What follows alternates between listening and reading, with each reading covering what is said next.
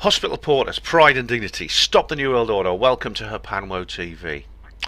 On today's particularly Hapanwo TV I'm doing right now, I'm actually going to do a reply video to Steve Mumbling. Now, yeah, I know I said I wasn't going to do any more of these. Well, I did say I wouldn't do any more on the moon landings, and I'm not.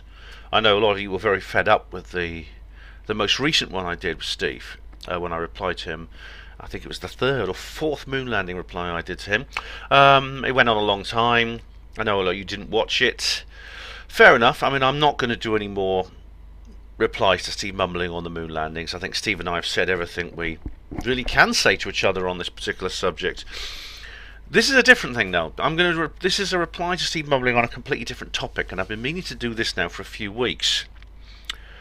And I think it is necessary to do videos like this. I know some of you don't agree. I know I've had people telling me that I should block Steve Mumbling and have nothing to do with him. Yeah, of course I disagree with almost everything Steve says, and I know he's also a bit of a wind-up merchant, isn't he? But sometimes it is necessary to put in a counter proposition to something Steve says. I mean, Steve's channel is becoming more popular. I mean, he's getting 3-figure views on most of his videos now, which means he's up and coming. I mean, considering if I compare it to my own the building of my own viewing figures, Steve's kind of at the stage where I was when I had been doing YouTube as long as he had.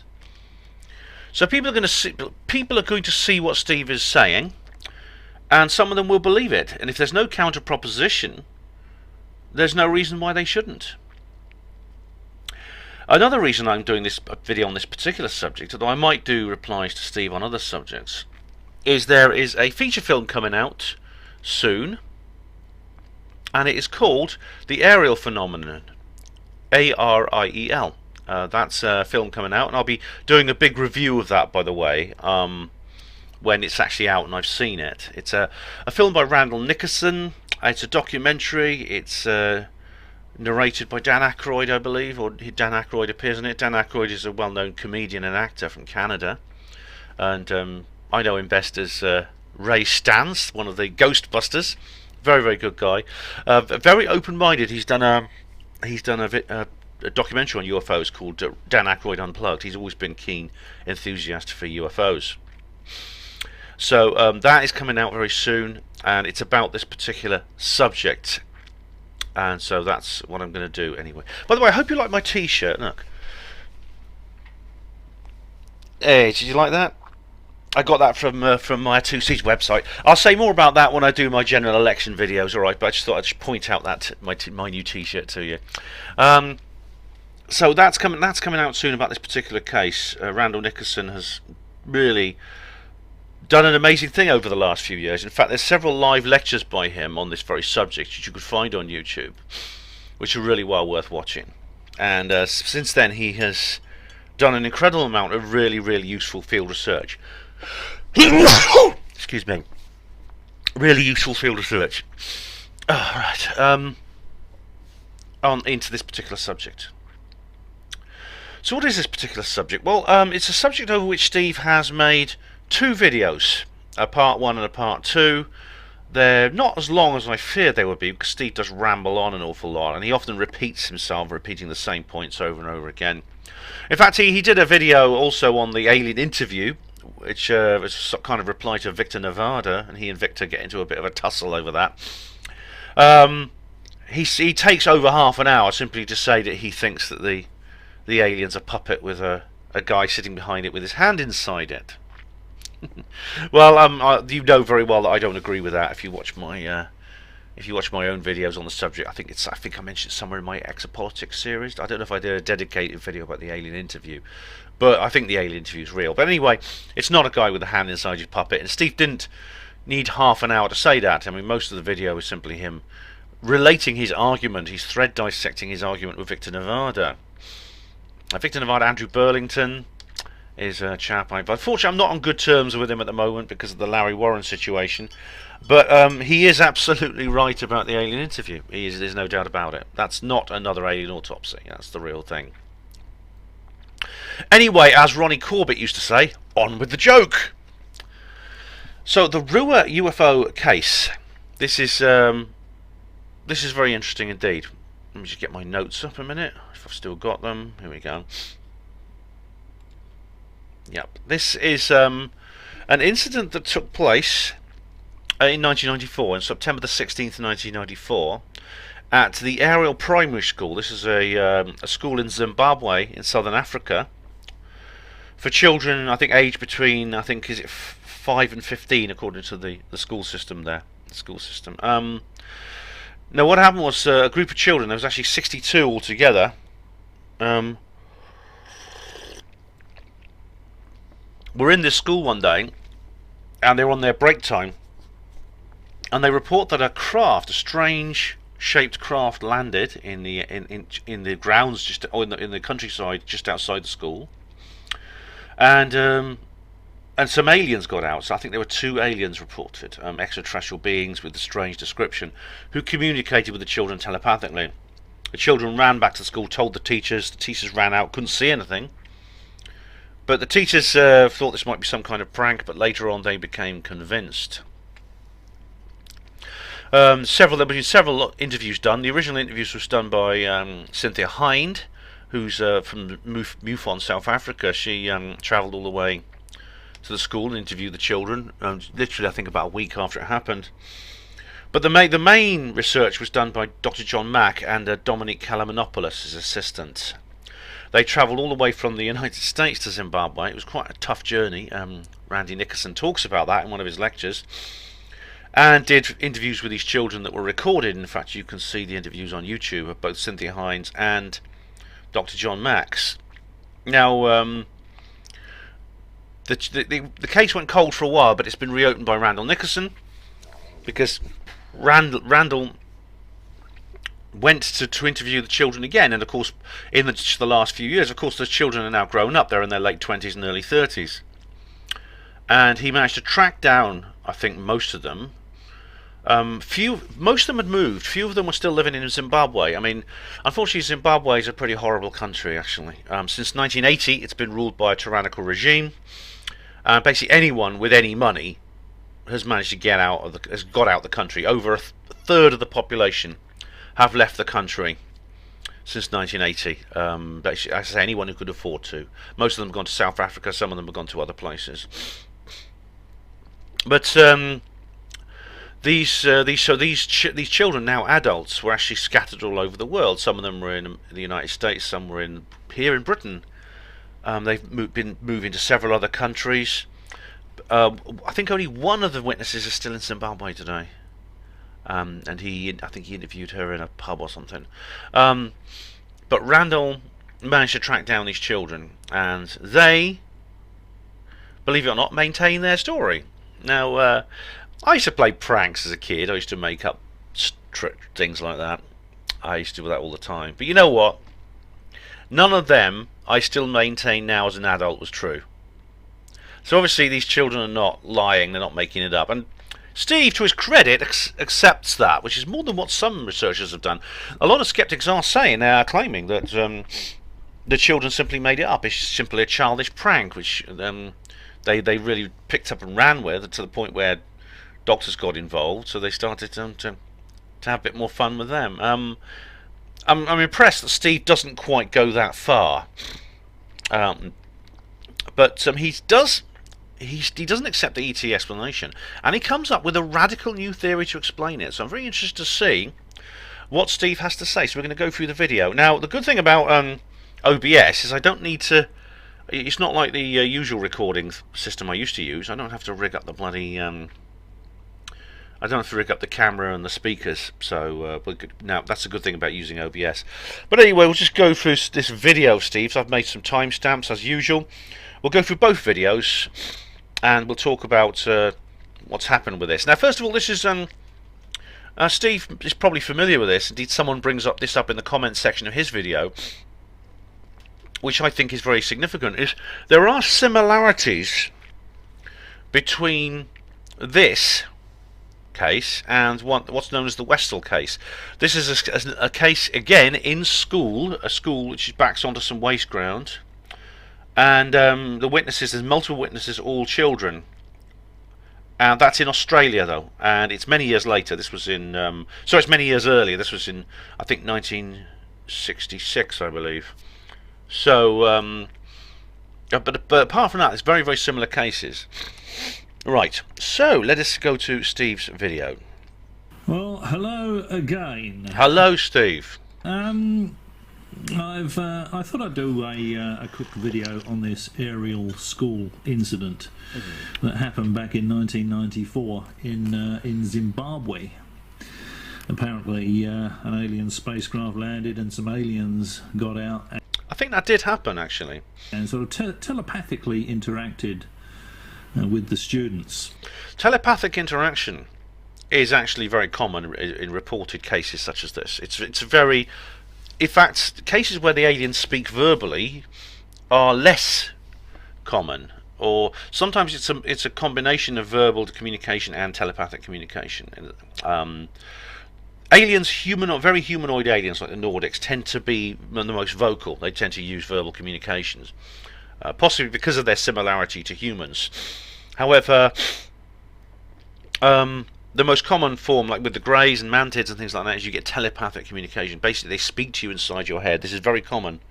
It's perfectly acceptable that so the children would have this experience. Indeed, it fits with what you hear about other UFO and ET contact cases. Now, personally, I think this is highly unlikely. I don't think it is. And I'll suggest a few things that a few down-to-earth explanations for what this may have all been. Well, this is quite something. Steve has an explanation, a down-to-earth explanation. I mean, I'm glad he didn't say rational explanation, because that's a common. I mean, I'm being a bit pedantic when you know my issues with the term rational explanation. It's you see, an explanation cannot be rational. Only a method can be rational. I don't really repeat myself now, but I mean, even Steve Mayer often uses this. But anyway, Steve doesn't. He says down to earth. So well done to that, Steve.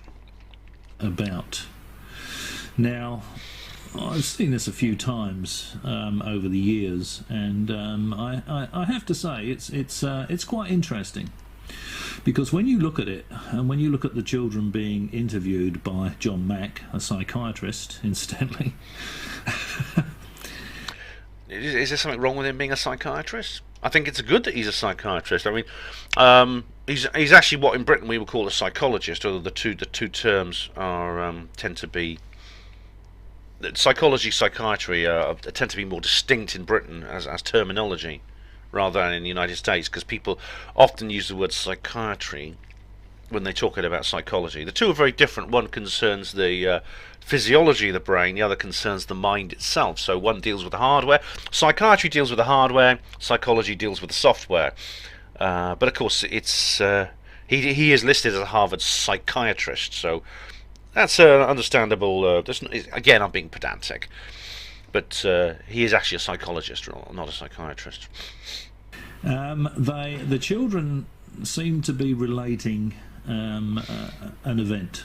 Something actually happened, because I don't think school kids would be able to, if they'd have made it up, they'd have been giggling and looking at each other and all that sort of stuff. So I think they believe what they are saying is true. They believe they saw aliens coming, an alien spacecraft, and they saw aliens, and I don't think they're making that up. I think. Well, that's, as I said before, Steve. Well done for at least not going down the usual path, which I think most skeptics do. Saying that it's all fabrication.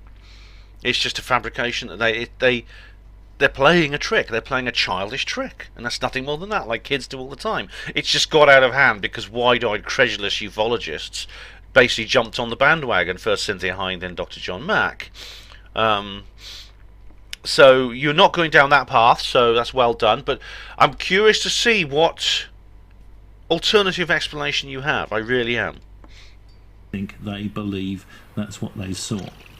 Now, as alien interaction with school kids is pretty unlikely. How unlikely, Steve? give it to me in statistics, because you're going to provide an explanation here, in which, again, I wonder how likely that is. You see, I'll come back to that in more detail in a while, but you're going to touch on a point that I made in my skeptic video. I think what they actually did see has a far more down-to-earth explanation. Now, it's curious too that the school kids were originally interviewed by a local UFO researcher called Cynthia Hind, who's since passed on. That's right. And in all the statements that she took from the school kids, none of them mentioned this danger to the planet. I'll come back to that later, because Steve, in part 2 of this 2-part video series he does on Ruwa, refers directly to Cynthia Hind's interviews, and indeed plays recordings of them. So I'll come back to that later. But anyway, we're going to move forward slightly to 3 minutes 39 seconds. Okay, so here we go. Looking after the planet. There we go. Hang on. After it actually happened, none of them, not one of them, mentioned any of this. We have to look after the planet. Okay. People like Benjamin Jones. Oh, he mentions me. Now, Right. I'm going to come on to the. I'm going to come on to this. He's talking about. He's referring to the Cynthia Hind interview. I'll come on to that later. I think it's very unlikely that aliens would come here and talk to school children and give them a message about us looking after the planet. I think they'd be, if they were seriously concerned about us looking after the planet, they'd go and talk to the UN. Now, people like Benjamin Jones and all the UFO nutters will say, of course they come and talk to school children. They're the future. You know, they'll go out and they'll No, firstly, he labels all the UFO nutters together, Ben Emlyn Jones and other UFO nutters. Well, you know, I'm very different to many UFO nutters. I disagree considerably with many of them on many issues. You should actually see, Steve, the amount of conflict that goes on between us, between different UFO nutters. Now, when nutters start clashing over ideology, you know you're in trouble, don't you? But the reason is we're not nutters. That's just a derogatory term that you keep using, and I don't like it, obviously, but I'm not going to. I don't see any point in repeating myself about that particular point. But you know, I myself have never said that the reason they talk to children is because children are the future and all this kind of new age stuff. I don't believe that. I don't believe that is possible. Actually, it is possible that that's what is going through their heads, or what passes for brains. And I don't know whatever cognitive organs they use, which is the equivalent of a human brain. Whatever is going through that particular organ, that could be part of it. But I've never actually suggested that as a theory, although other people do. Mary Rodwell does actually propose this. She's a lady from Australia, like yourself, and also comes from Britain originally. And I'd love to see you two have a debate. I really would. By the way, but you know, that's actually is a possibility. However, I mean, Mary, for example, is really quite credible when she puts this point across. I personally, I'm not sure it's possible, but that's not a quote from me. Anyway, he just correct himself now. To tell their children, and so it would go on. You know, they'll go out and there'll be these great ecologists, and they'll spread the word and look after the planet. Well, I don't think it'd work like that, to be perfectly honest. Has anybody done a follow-up on any of these kids to see if Yes, and I'm going to hang on. They are ecologists? Are they ecologists? Well, that's what the aerial school thing is all about. The aerial phenomena. That's what it's all about. The new film. It's going to be about that very thing, and we will come on to. I think maybe you have to watch the film before there's a full answer to your question there, Steve. But it's an important. That's actually an important point. It's, and in a sense, if they had all become radical ecologists, you could perhaps say there's some weight to this. It lends some weight to that particular theory. I know that there are people who have been profoundly affected by their contact experiences, and have indeed become very different people as a result. Maybe caring about things they wouldn't otherwise care about. out there spreading the word that we've got to save the planet. Has it worked? I very much doubt it. It just doesn't work that way. It's not going to work that way. But it might. Hang on. I'll. He comes back to me in what I've said. And Emily Jones will say something like, "Oh yes, you're anthropomorphizing. You know, you don't know what Yes. aliens would do." Well, as I've said before, aliens, to get here, they're going to have a very good understanding of physics. They're going to be a technologically advanced species. They're going to know, understand, and use logic. You know, it would be like us flying to another planet where there's a technologically advanced civilization. It'd be like Captain Kirk and Spock flying the Enterprise to another planet, and they said, Okay. Yeah, I get your point. You're saying that in order for extraterrestrials to do what they do, that is, fly from their planet to ours, they have high technology, which means they understand the laws of physics. They have used science and logic and reason to produce the society that they have done, which is with a technological level that exceeds humanity considerably. Therefore, they must be, by that very nature, mentally very similar, if not identical to humans. I don't think that necessarily follows. I mean, I understand the point they would have to, your physics, science, logic, reason, these are universal laws. It's like mathematics. 2 + 2 = 4 on Earth, just like 2 + 2 = 4 on Mars, and indeed in a distant galaxy. That will never change. However, I don't think it necessarily follows that for that reason they would be psychologically and culturally identical to us. I mean, it's a common thing, isn't it? Why do aliens never land on the White House lawn? Why do they just come? They fly all these light years, they land in some field and make some patterns in the crop. They abduct some wide-eyed Wiltshire yokels, insert anal probes into them, and then let's set them free without any evidence.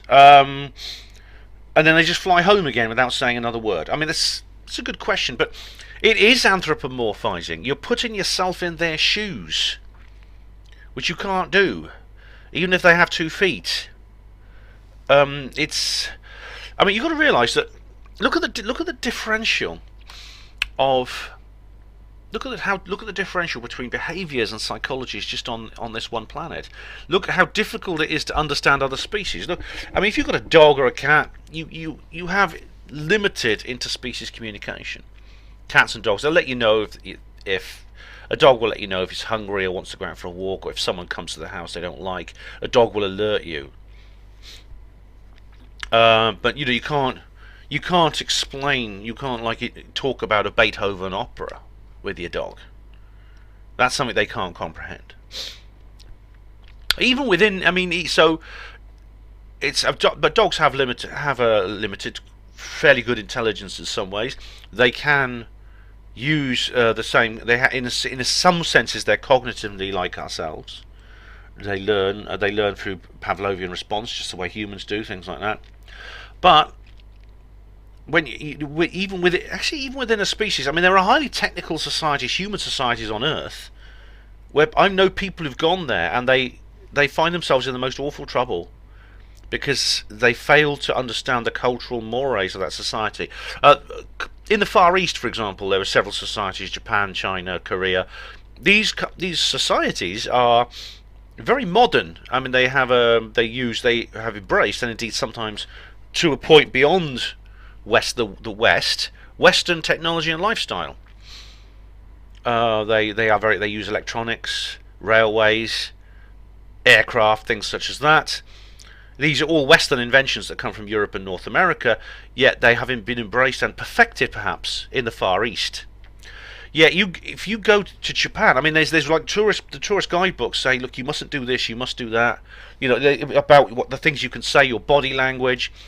Behaviours that are acceptable in your own country might be considered rude over there, things like that. So you are anthropomorphizing, Steve, and you're making assumptions about what aliens would be like.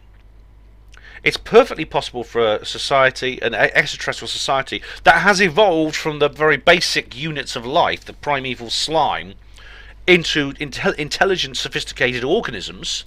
It's perfectly possible that they are doing things we could not comprehend, even though they have grasped physics and mathematics and logic.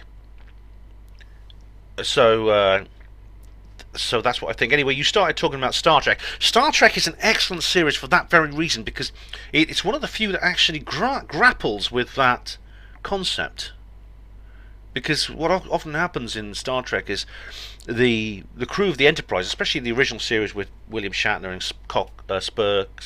Spock and Scotty and all that, they arrive on some planet where it just had no contact with the outside universe, and dealing with creatures that are, even though they're played obviously by human actors and bit limited budget in those days, they are meant to be non-human, completely separate species, and the interactions between them often explore these very concepts. That's what makes Star Trek so good. Anyway, carry on. The planet's in poor shape, but they don't go and talk to the people that are running the planet. They land in a school playground and tell them. Okay, well, you see, this is it. I mean, the crew of the Enterprise in the original Star Trek series, and indeed the Next Generation, you get this as well. They behave as humans would behave when we go to another world. Some of the trouble they get into is that the creatures they visit are not actually, do not actually think in the same way we do. So again, we're saying, well, this is what I would do if I went to another planet. If I had my own Starship Enterprise and I went to a planet, I wouldn't land in some field and make pretty patterns. I wouldn't just pluck some poor slob off his tractor and shove something up his bottom and take blood from him and things like that, and then put him back and say, there you go, goodbye. I wouldn't do that. Yes, you wouldn't, but you're human. They're not. That's the point. A bunch of 10-year-olds, It makes no sense. Where are we now? It's not going to make sense. It doesn't make sense to us. It's not going to make sense to any kind of alien species that's capable of. Okay, we're going to go forward quite a bit now. Cause what he does now is he plays the interviews with the children, some of the John Mackin ones, which I'm not going to repeat here because you can look them up for yourself. They're very interesting indeed. What's interesting about the children is, and Mac reports this in his paper on the subject. You don't actually hear it in the interviews. Some of the children use the term UFO, alien. I mean, there were reports of UFOs in the area, and indeed, that Steve comes back to that because he believes that's part of his new theory, his new thesis over what really caused the Ruwa incident. Yeah, some of the other children use the term Tokoloshi. They don't mention aliens or UFOs. They say Tokoloshi. A Tokoloshi is a being from the mythology of southern Africa. It is actually a creature that lives in a parallel universe. It's not necessarily extraterrestrial. It's a kind of a ghostly phantom creature that lives in a parallel universe, but enters our universe, interacts with humans, interacts with planet Earth in various kinds of ways. It's rather similar to the jinn, which you hear about in the Middle East. So the fact that they use this term Tokoloshi is what you would expect people from that part of the world to say. It's, in a sense, they're trying to interpret it within their own. They're trying to interpret what they experience within their own culture. That's very interesting. And we'll go forward now to 7 minutes 50 because he plays the interviews and then he says a few words about what they said. Here we go. So again, if you've got aliens, they've come across the galaxy, they've landed near a school, and they want school kids to go with them. They're just going to pick up the school kids and fly away, aren't they? They're not going to stand there looking at them. What? You saying that they would come to abduct the children? I don't see how that would. Well, there's no evidence this is any kind of abduction. I mean, the contact. This was external contact. It wasn't like the kind of contact where they say, "Come into my spaceship," and they fly away. I mean, that's some contact experiences are what I call internal contact rather than external contact. In this case, they just literally came out of the craft and they communicated telepathically to these children. I don't know exactly what point you're making, Steve, about whether you think these children were being attempted to be abducted, because that doesn't necessarily follow that would happen. and wait for them to turn around and either run or walk away. That doesn't make sense, to be honest. If someone was pranking them, wearing a mask. It's interesting as well. Remember what she said about the shape of the eyes? Alright, I'll come back to that later because he repeats that. But anyway, I'm going to go forward now to another point Steve makes. I should point out, you know, when I skip things that Steve says, and I'm not trying to do so for the purpose of duplicity. I'm not trying to misrepresent what Steve says. I'm just, in order for this video not to be 3 hours long, I'm not going to play every single word Steve said. So I'm editing Steve for brevity as far as how I'm referring to him here. And indeed, he does the same with my videos. I remember, because the scrub is sort of waist high, and they're looking through trees. They're seeing this thing.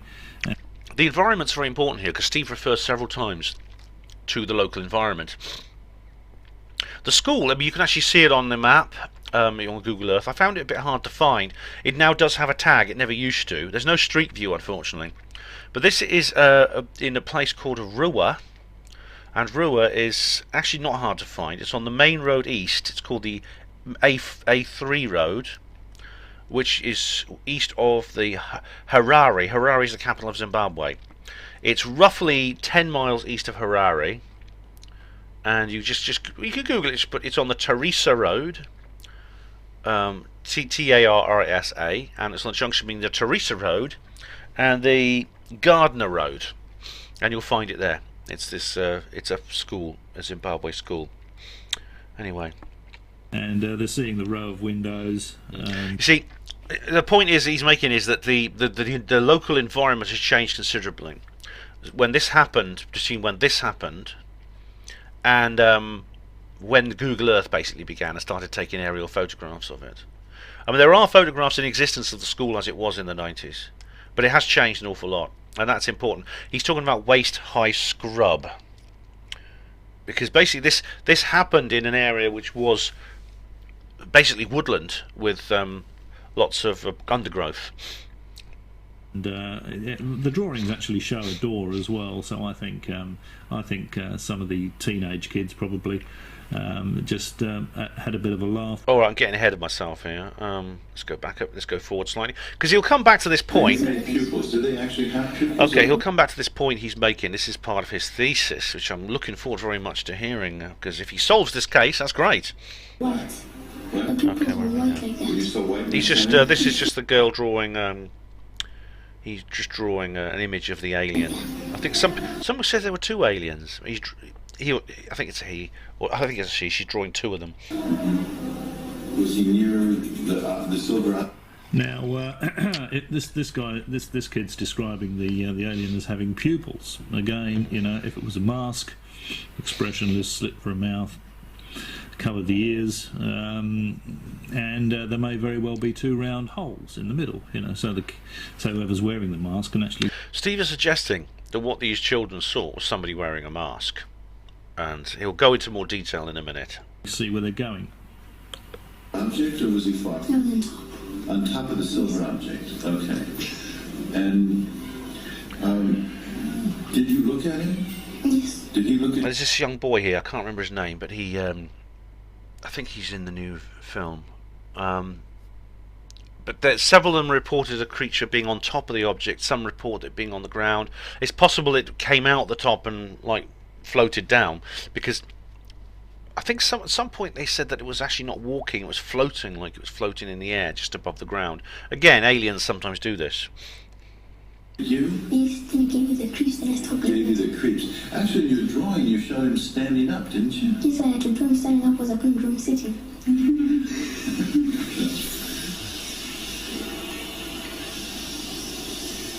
Now we have another girl drawing a picture. Now And this girl's drawing a picture of the alien. Beside, this is Liesl, one of the best witnesses, I think.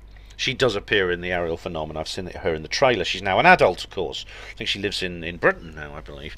And she's drawing a picture of the spacecraft and the alien standing beside her. She's drawing it in chalk on the blackboard.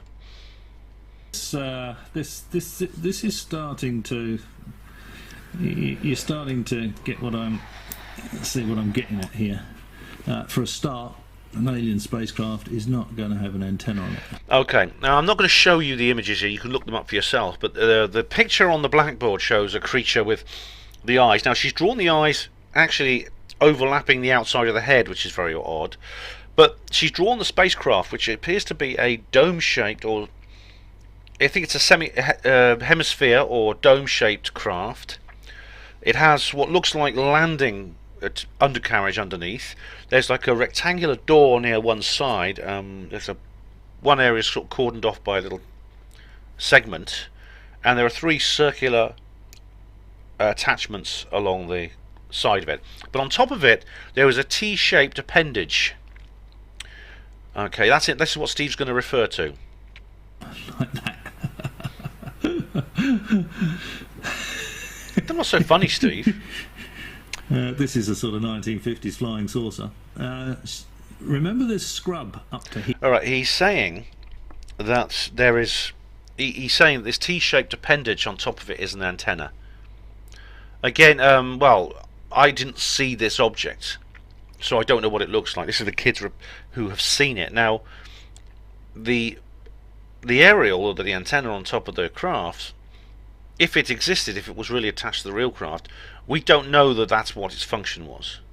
Now, Steve's going to come up with a rather strange explanation for this, which I think is rather narrow-minded. It refers to the way we humans design antennas for ground transport and from aircraft. Here, sort of thing. Scrub up to here. I reckon this is going to be a minibus. It's showing a door. A minibus? And the round windows. Okay, Steve is making a claim here. He's claiming that, and he'll give you more details in a minute. He's going to claim that what we see is a minibus. It's not a spacecraft at all. It's a minibus. He's even going to identify the model, but I'll let him give the details in a minute. Anyway, I'm going to move forward slightly now to 1329. Okay, just a sec. Okay, here we go. Stuff before John Mack got there. Puppy. Interesting to see the interviews these kids actually did with Cynthia Hind, because apparently not one of them mentioned any of this look after the planet stuff before John Mack got. Yeah, he goes into more detail about that later. So maybe I'll just skip over this for now, because it's actually in part 2 of the video he goes into more detail, so I'll just hear what he has to say now. But hold this in mind. Mm-hmm. And this could be an agenda that Mack is pushing. Right, what happens is John Mack is questioning these children. Bear in mind, he is a qualified psychologist. Now, I made a mistake previously where I said he was he specialised in child psychology. He didn't specialise in child psychology. But he did know about it. And Steve is actually going to appeal to authority himself in part 2 of this video, and I'll come to that later, because Steve does actually repeat himself, as he tends to do in his videos, making the same point over and over, and so I will wait until he goes into full detail before I give you my own opinion about this situation. But there is a distinct difference between what the children say to John Mack and what they say to Cynthia Hind. And this one girl, Liesl, she, as I said, she's one of the best witnesses. She's one of the few that's interviewed by both investigators. She's interviewed initially by Cynthia Hind, a week or so after the incident, and then again 2 months later by John Mack and Dominic Kalamanopoulos. But I'll leave that for now. Let's go a bit forward a bit. Let's have a look. Here we go. 1605. We just go forward a little bit. Some of the things I'm skipping over again are things that Steve refers to later.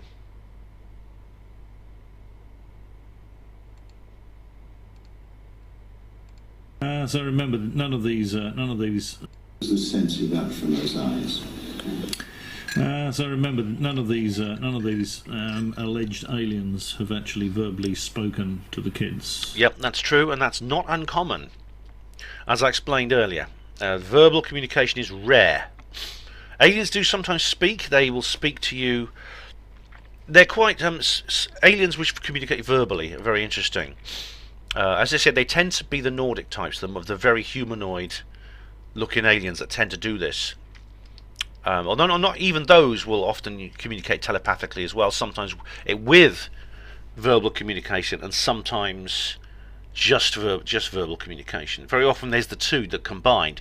They'll be speaking, and at the same time using telepathy, rather like the chef in The Shining, the Mr. Halloran, the black guy in The Shining. He's like speaking and communicating telepathically at the same time. This is common. This is what Air Marshal Sir Peter Horsley experienced when he encountered an alien. It was speaking to him, but at the same time he felt he was having mind-to-mind communication at the same time. So that, I think, is why it's completely normal for the aliens to do this with little children. People like Ben Jones will say, "Oh yeah, the aliens came down. They spoke to the kids." Well, he's quoting me again, and yes, I speak. All right, you want to nitpick, Steve? Yes, okay, they did speak to them, but again, it's speaking in this form of telepathy. Okay, so if that's a criticism of me, you're criticising me over a technicality. There was 150 kids. The aliens spoke to them. Yeah. Well, it turns out there was 62 kids outside. There's only a few of them that are actually telling the tale. Oh right, I see. So a few of them are telling. Right, what about the others? What about if I mean, obviously there were more than 62 children in the playground, because all the children were in the playground, and I think there were about 150 altogether. What about the ones that didn't see anything? Are they speaking out? Are they saying, "Oh no, these other kids were talking nonsense. They were playing a trick, or it was a minibus, or whatever"? Are they saying anything? As far as I know, none of them have been interviewed, and none of them have come forward to be interviewed. None of them, as far as I'm aware. It's possible they have a story to tell. It'd be interesting to hear what they have to say. But one possibility is they did see what the other children saw, and they have decided not to speak out, but their parents probably told them not to say anything, and that's quite understandable, because that again is not uncommon. Right, just going to go forward slightly. The next segment is on drawing, so that's 18 minutes 30 seconds. One moment, bear with me. Right, there we go. Alien spacecraft either. So let's just have a quick. Let's go back a bit. Is something they believe happened. They're not making it up. They're not fooling around. Well, yeah, that's it. They are telling. Fearful. They did explain something. But I'd certainly agree that with Mac here, that what they're describing is. And you could. He's now referring to the part of the video where John Mack himself is interviewed, and he says he believes the children are telling the truth, and Steve concurs with this. Something they believe happened. They're not making it up. They're not fooling around.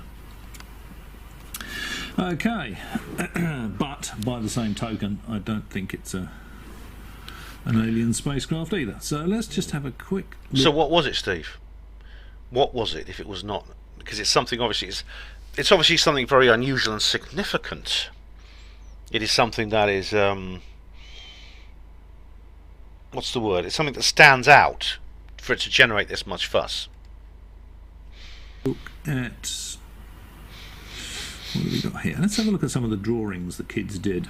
Alright, so this is just Steve showing the drawings. And again, I'm not going to show you these, but... So there's one there. There's another drawing done which again shows a dome-shaped craft that appears to have a window at one end and a door, and it has... Again, it's very similar to the girl's drawing on the blackboard, as is the alien. It may even be by the same person. Again, it's a minibus, maybe an Airstream, maybe an Airstream caravan. Oh my goodness, it does look a bit like a caravan, I must say, or a mini. It does have that look, yeah. Alien spacecraft isn't going to have an antenna like this on it. This also shows the T-shaped antenna, or whatever it is, the T-shaped structure on the top of the craft, which may or may not be an antenna. It may have some other function that we're not aware of. Yeah, it makes no sense whatsoever. It's got a door in it.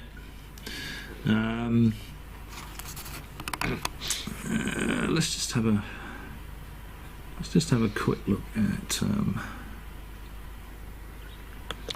It is actually easy if you could see these videos yourself. I mean, you can watch Steve's video. There's a link in the show notes. There's also, if you just put in John Mack Ruwa, R-U-W-A, you'll find the videos where John Mack interviews these kids.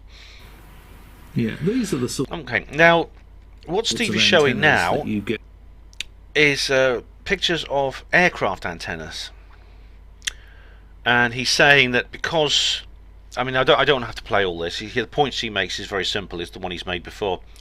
Now these aircraft antennas, of course, don't look like TV aerials.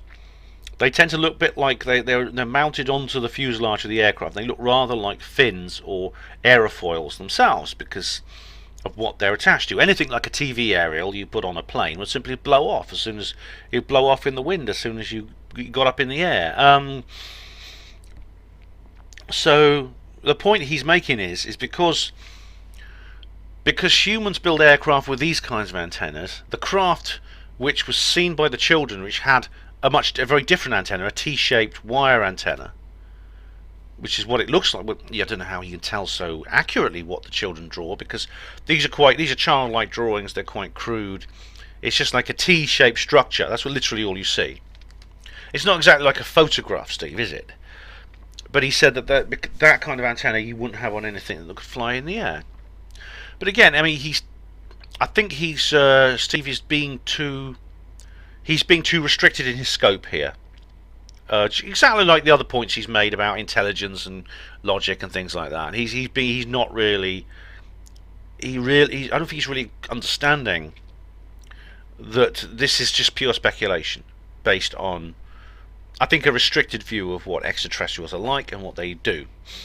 Anyway, next point. On flying machines, these are designed to go on aircraft. And you see they have an aerofoil section. They're aerodynamic. Yeah. You don't just have a. Let's go to 20. The antenna that's drawn on the kids flying saucer. Let's go forward to 20. He's just repeating these sorts of things. Then that's what they've done to dolly up their minibus. Minibus. Oh, look like he just comes up with the minibus theory again. Hang on, I've got a time note at 2000. All right. Okay, here we go. Where are we now? Oh, he's going to talk about the fact that the craft are below the tree line. Hang on. UFO. Now this, I think, this is another sketch by one of the kids. Now, this is another picture. You see actually a slightly different shaped craft. It's not dome shaped. It's more like a classic saucer. And you can see it's actually within the forest. You see the trees. This young boy is a bit older. He's better drawing skills and he can do perspective. So he's actually injected some perspective into this image. You see two trees in front of the craft, and you see another tree behind it in this particular image. There's several children have done pictures like that, so you can see quite clearly. As Steve will explain. What do you notice about that? This is another drawing by one of the kids. What stands out like a sore thumb here? And the alien spacecraft appears to be below the tree canopy, doesn't it? That's true. Yeah. It appears this craft is hovering just above the ground, maybe a couple of feet, and it's within the forest below the tree canopy. Yeah, there's no doubt that's the case. I mean, he'll come to the map in a minute, which I do recommend getting a map out and looking for aerial school. Yeah. As though there's a dirt track here, and as though it's sort of driven along. And they've just got out and they're walking. Driven along? There's no reason why that should be the case based on these drawings. Again, these are children's drawings, they're not photographs. You distinctly see an object in the air, it's hovering above the ground. This idea of a dirt track and things driving along, Steve is going to come back to. Walking through the scrub, kids wearing masks. Older brother's probably driven the car, driven the vehicle. So what's he talking about? I think this is what is going on here. There's another drawing from one of the kids. When you got the alien spacecraft below the tree canopy. Yeah, it came down very low. It's reported as coming down low to the ground. The tree canopy. I think that's pretty telling, personally. Okay, so see what this is. I'd say that you know, whatever this is, it's driven along a dirt track. It's got the tree canopy. How do you know that? Driven along a dirt track? You mentioned minibuses several times. Are you gonna? Is this part of your theory, Steve, that you're going to come out with? Anyway, let's move forward to another point. This is the Skeptical Inquirer. Here we go, 2230. Here we go. Let's go just forward 1 minute. Here we go. That's all about. Okay, so was it? Oh yeah, there was a, and also there's this, which I think is. I'll leave a link to this below. Believe it or not, I used to actually read the Skeptic magazine, which is it's actually the British equivalent of the Skeptical Inquirer, is published by CSI, formerly Psycop, and it's well, it's interesting to read, I would say, if you're a skepticologist like me. But obviously, I don't agree with most of what's in it. But this is they actually refer to this particular case a couple of times.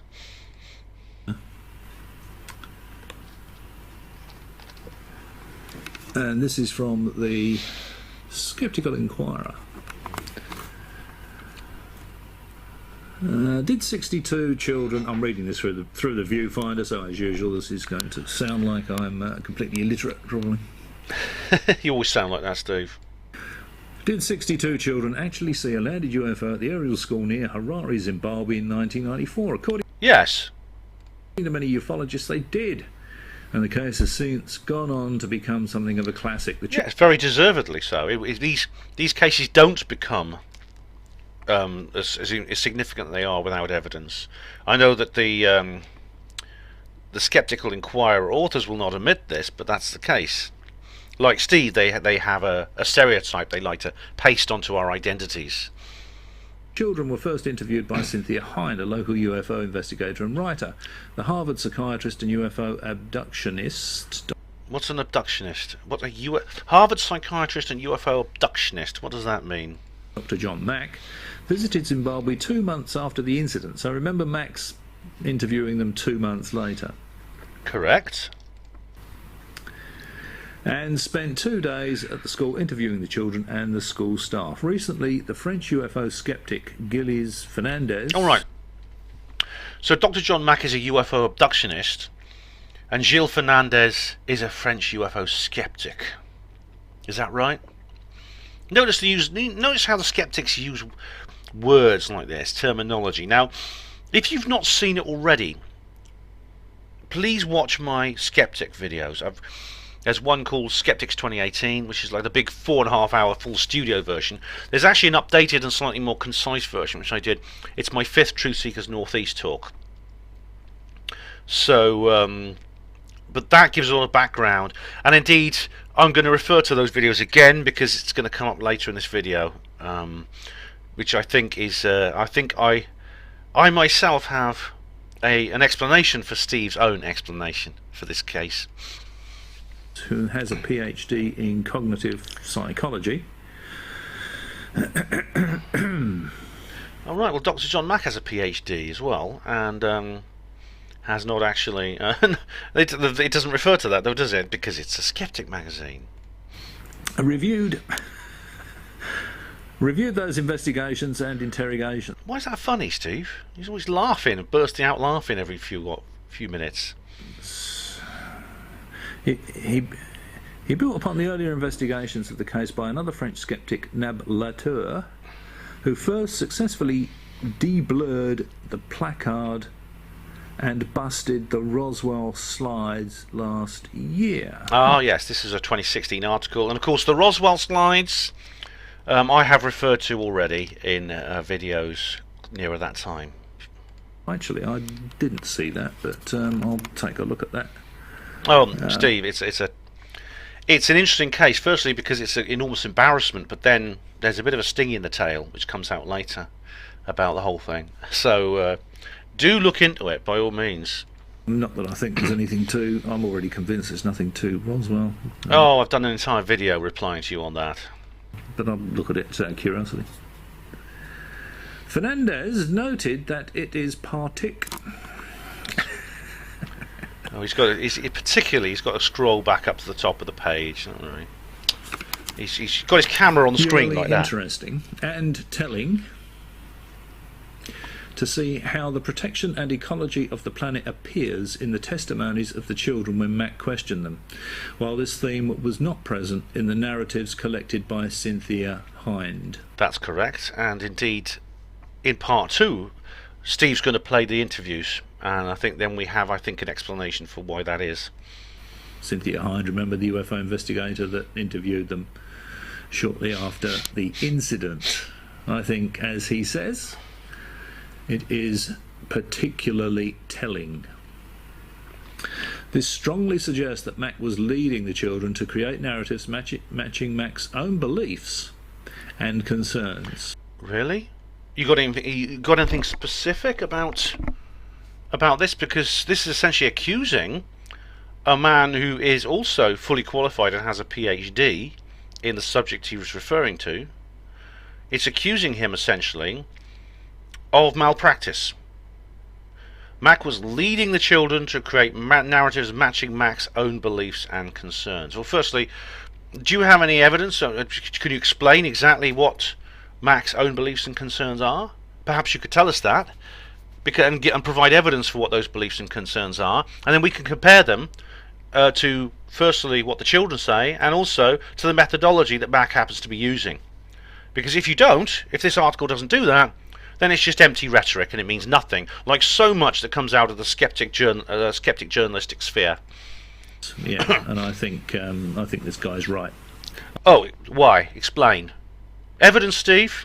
Evidence? I think that's exactly what's happened here. Oh, right, really? Just one sec. I'm just going to get something. Where is it? It's here somewhere. Ah, here it is. Go. 1 second, ladies and gents. Whoops. And my book's all falling down. Hang on. Let's put that back. Here we go.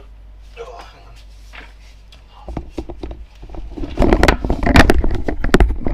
See, I've got bookshelves here, right? I've got some bookshelves, but I don't have a... Okay, let's get the frame up. I've got some books piled up on a table because I've not on my bookshelf. This is a book here. This is Abduction by Dr. John Mack, a Pulitzer Prize-winning author. Human Encounters with Aliens, described as a transcendent landmark work by the Boston Herald, a mind-expanding book. Los Angeles Times calls it provocative. The book is a challenge to any reader. It raises questions about how we live on this planet. San Francisco Chronicle says strange and disturbing. Something's powering this rash abduction claims. Groundbreaking study, says Publishers Weekly. Credible and thought-provoking. Now this Mr. Nab later, whatever, I remember him. I can't remember what his real name is. That's not his real name. He did work on the Roswell slides. Is accusing the author of this book, which is an incredible book. It draws on. I mean, some of it is sort of like some of the cases were originally done by Bud Hopkins, but this incredible book is. I think if you're going to talk about the author of that book, it's a very, very serious matter, a very serious matter indeed, and these sort of accusations should not be made as lightly as the skeptics like to make them. We should point out that John Mack paid an enormous professional price for what happened to him. Now, John Mack died in 2002 in a freak accident over here in Britain. He was hit by a car that mounted the pavement. Now, no, it's not a conspiracy. I don't think he was murdered, but there was a lot of people who were quite happy to have him out of the way. But he reports how he basically had to fight to keep his job at Harvard University. Now, he had tenure, which means that his contract meant that he couldn't just be kicked out as easily as someone without tenure. However, he had to fight. Danny Sheehan, the lawyer who represented several other people and also worked with the ufologists before at the Citizen hearing, had to basically stand up for him and represent him as industrial tribunal. John Mack said that he was treated as a pariah among his colleagues, I mean people who were previously colleagues who respected him, just refused to speak to him. If he walked into like the cafe at lunchtime, they'd all get up and walk out, or they'd move to different tables. They didn't want to be associated with him. So if you're going to repeat what Nablator has said, and again, where's the evidence? Where are John Mack's beliefs in here? How do they match the beliefs of what the children profess? And what methodological errors did Dr. John Mack make? Because if you can't answer those questions, you should keep your fucking mouth shut about things like this. Because it's simple rhetoric. It's stupid skeptic. It's stupid skeptic snide comments, Steve, and you should not be repeating them. And the Nablator should not be repeating them. Had observed in 2011 that the boy is coaxed to imagine a rationale, then transpose it into the real world in the next question. Yeah, details, please. A manipulation that is hidden by the editing of short sequences in the video. John Really? Could we see the outtakes, please? Links to the outtakes? Mack is caught red-handed, encouraging the child to confabulate, integrate and imagine into reality. More details about this incident and sources are on my Bad UFOs blog at... Don't know if that's there's a URL here. There you go. Fernandez notes that while much... Okay, so there's just a link here to a blog article. Now, I know Bad UFOs. I've seen. I'm familiar with that blog. I've not seen this myself, but obviously I'll have to check that out probably. Let's have a look. Yes, Bad UFOs.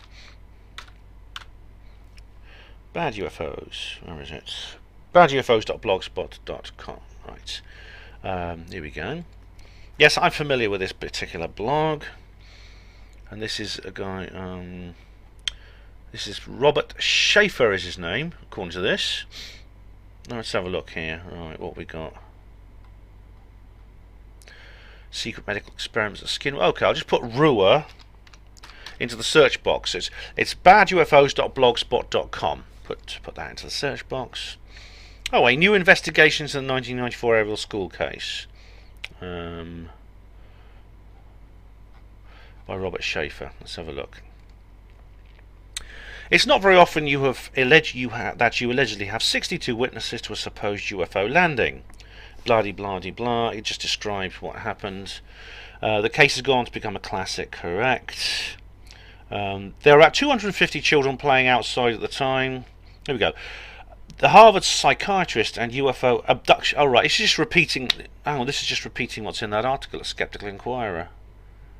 The Harvard psychiatrist and UFO abductionist. So this Robert Schaefer.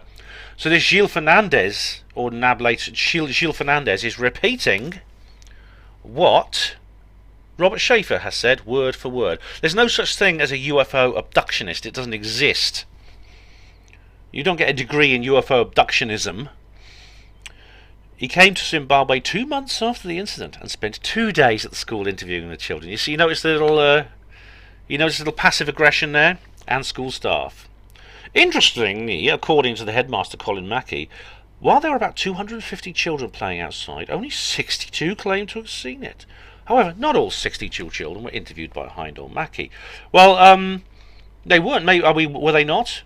Or were they, it was just that was what was recorded? Anyway, again, I've got to ask the question. Okay, there's 198 children who didn't see the UFO or haven't said they've seen the UFO. Where are they? Why are they not speaking out? Surely the skeptics would have been tracking them down the same way Randall Nixon tracked down the 62. The object that streaked across the sky of southern Africa 2 days earlier, has been identified. It was the re-entry of a rocket launching the Cosmos 2290 satellite, and it generated a great deal of UFO excitement. A great deal of UFO excitement, yeah. Cynthia Hind, who was the editor of the journal UFO Afri-News, wrote 14 pages about that incident. Oh, right. Relatively little critical analysis has been given to this case until recently. The French skeptic, Gilles Fernandez. Okay, this is just repeating stuff. Right. This is. Hang on. This is kind of a. Isn't this kind of a? Isn't this kind of just a repeat, isn't it? This is just a repeat. Hang on. Who writes skeptic versus le prévoyante, which means no, I don't know. That's flying skeptics versus the flying saucers in French. He published results in an investigation of this case, crediting the skeptic NAB later unnamed participants of the other forums. This is a culmination of work begun in 2010. NAB later did an early analysis of on the forum reality uncovered and many important observations that Fernandez builds upon. Okay, let's get cut to the chase, shall we? Again, the boys coaxed to imagine a rationale. John Mack's caught red-handed, etc., etc. This is all repeats so far. The Fernandez article is in French, but Google provides a readable translation of it. It's particularly interesting.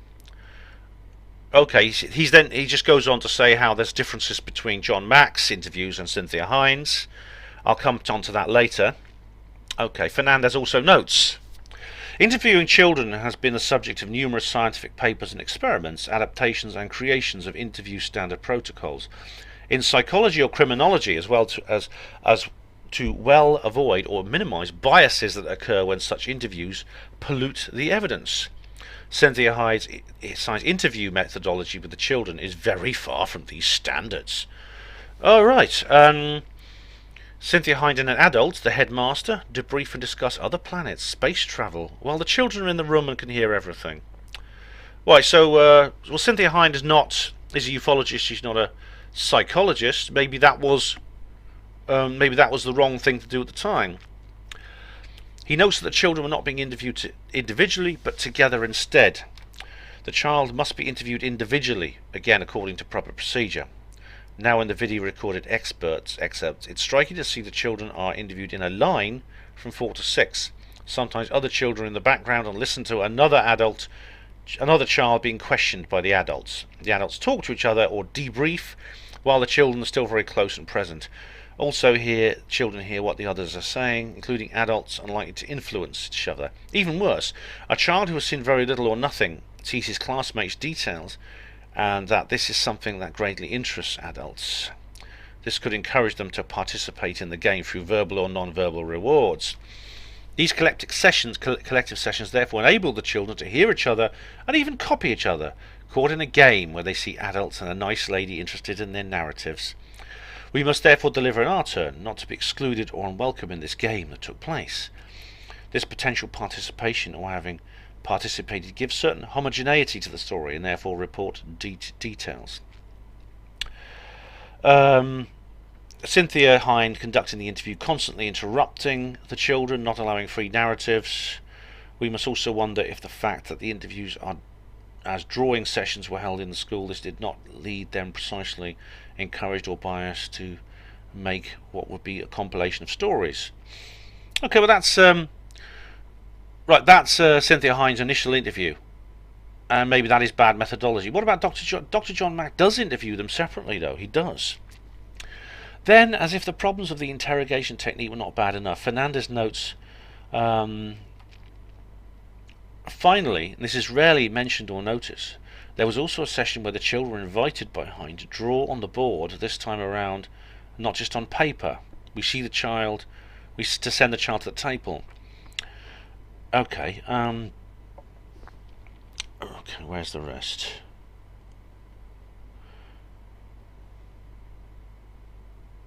Emily Trim was one of the witnesses to the incident in 1994. She spoke at the International UFO Congress in February and gave an emotional account of experiences.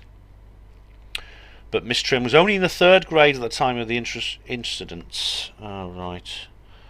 And she's never quoted by Cynthia Hind or John Mack. Well, again, outtakes, please. But this is the source document that the Skeptical Inquirer draws on, which doesn't even mention Dr. John Mack. It just mentions Cynthia Hind. Yet this is used. See, this is the source here. More details about this incident and sources are on my Bad UFOs blog. Yet this is immediately after he's accusing John Mack of being caught red-handed, encouraging the child to confabulate, integrate, and imagine into reality things which fit with Mac's own beliefs. He's biased, and he's coaxing the children to fit things in with his own beliefs, things they didn't mention to Cynthia Hind. I'll come into the difference between Cynthia Hind and John Mack. I'll come on to that later. But the source document for this, firstly, a lot of it's cut and pasted from that blog anyway, which is, maybe that's understandable because it's the same author. However, when you go to the source documents, it doesn't actually mention Dr. John Mack. It just mentions the criticism, possibly valid criticism, of the methodology of Cynthia Hind. Anyway, I'll let Steve carry on now. Research has gone into developing procedures for interviewing children. Neither Hind nor Mack use anything resembling proper procedures. The details on your blog, Monsieur, don't mention John Mack's methodology. You mention Cynthia Hind's methodology. Okay, all right. So, and the other thing too is, let's just have a look at Ariel Primary School. Okay, I think he's going to the map now. Where are we now? Yeah, we're nearly at the end now of this particular part. There's part 2. The map, yes. Ariel School is a number of low school buildings. Surrounding that is some woodland, and then there's a playground, and there's a playing field where it looks like there's a hockey pitch and tennis courts.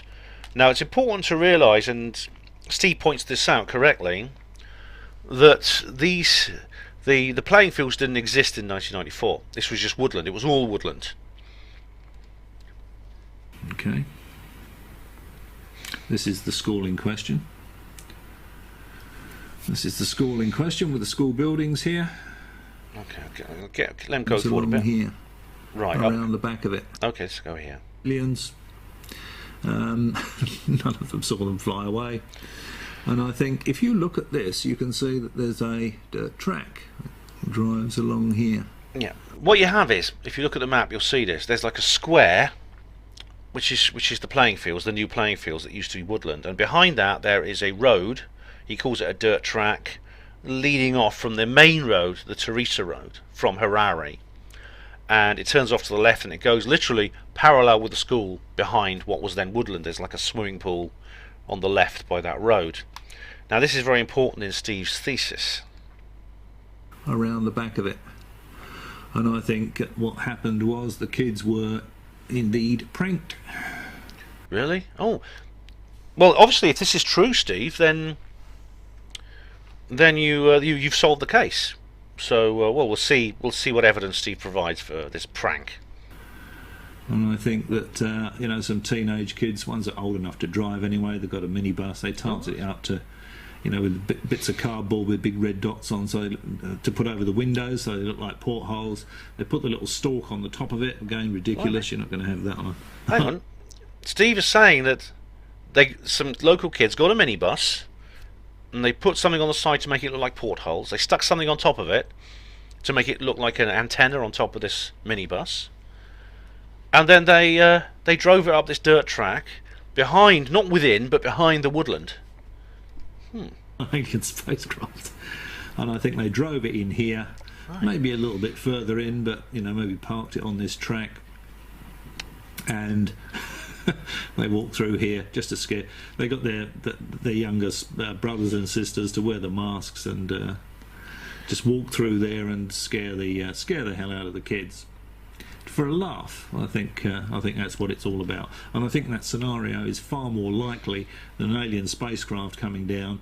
And if this is all full of forest, where exactly would it have landed? All right. Okay. So he's making 2 points here. He's saying that some local kids decided to scare the kids in the Ariel School, made a minibus look like a UFO, wore costumes including a mask, which he was talking earlier about masks, and they drove the minibus up the dirt track, which is beside the Ariel School, which is actually, let's have a look. The dirt track is actually, let's have a look at the scale. It's about 200 feet from the playground. The area it was thick woodland and scrub, undergrowth in those days. And they dressed up as aliens. Right. Well, Steve, I'm curious. I mean, obviously, we got another part to go through, and we're only halfway through this two-part thing here. We're nearly at the end of this one. So if this is the case, well, Steve solved it. Steve has solved it. So we must discount it. It's always possible. Sometimes alien things turn out not to be alien, like Glenn. I don't know if you listened to Glenn Vaudrey on her Panwo Radio the other night. He has come up with an explanation for the Silverman, the Risley Silverman, which appears not to be an alien. It's something like a prank. So if there's evidence, let's hear it. So take it away, Steve. Oh, but first of all, he mentions landing. Okay, now it is possible. I mean, again, I think he's making assumptions about the aerodynamics or lack of them of something that's not man-made, not something that's not created by humans, that flies using propulsion methods and has a power plant that obviously man-made aircraft do not. So where does it land? Well, it could land in the woods. I mean, things can come down through the trees, as you saw in Rendlesham Forest. We don't know how close the trees were planted together. Remember the drawings the kids showed? It looked it like was within the tree cover. It Yeah, was below the tree canopy. yes, it came through the trees. So this was all trees. This was all trees and scrub. It's a shame, actually, that the whole area was cleared. If it had been left in its primal state, it would have been a lot easier. It was cleared. Obviously, it was school property, and they decided to develop it into these playing fields.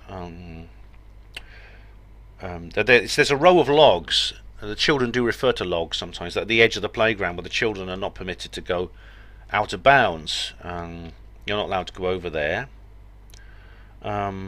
Possibly they're worried about the kids being bitten by snakes and things like that as well, because this is Africa after all. But that's now playing fields. If it had been left in its primal state, it would be much easier. It'd be much better from an investigative point of view. But unfortunately, it's changed. And there's the school buildings, Ariel Primary School.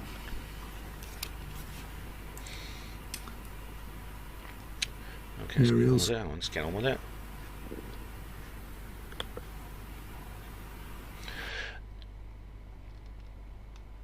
Okay, the rest of this is not really very relevant. Steve goes through some archive. They're going to go around. You're not going to fly across the galaxy. Go around and just tell individuals. All right, he's coming back to the same point. The rest of this particular half, this first half, is just him repeating the points he made earlier about they're not going to fly all the way from another galaxy and talk to children and things like that.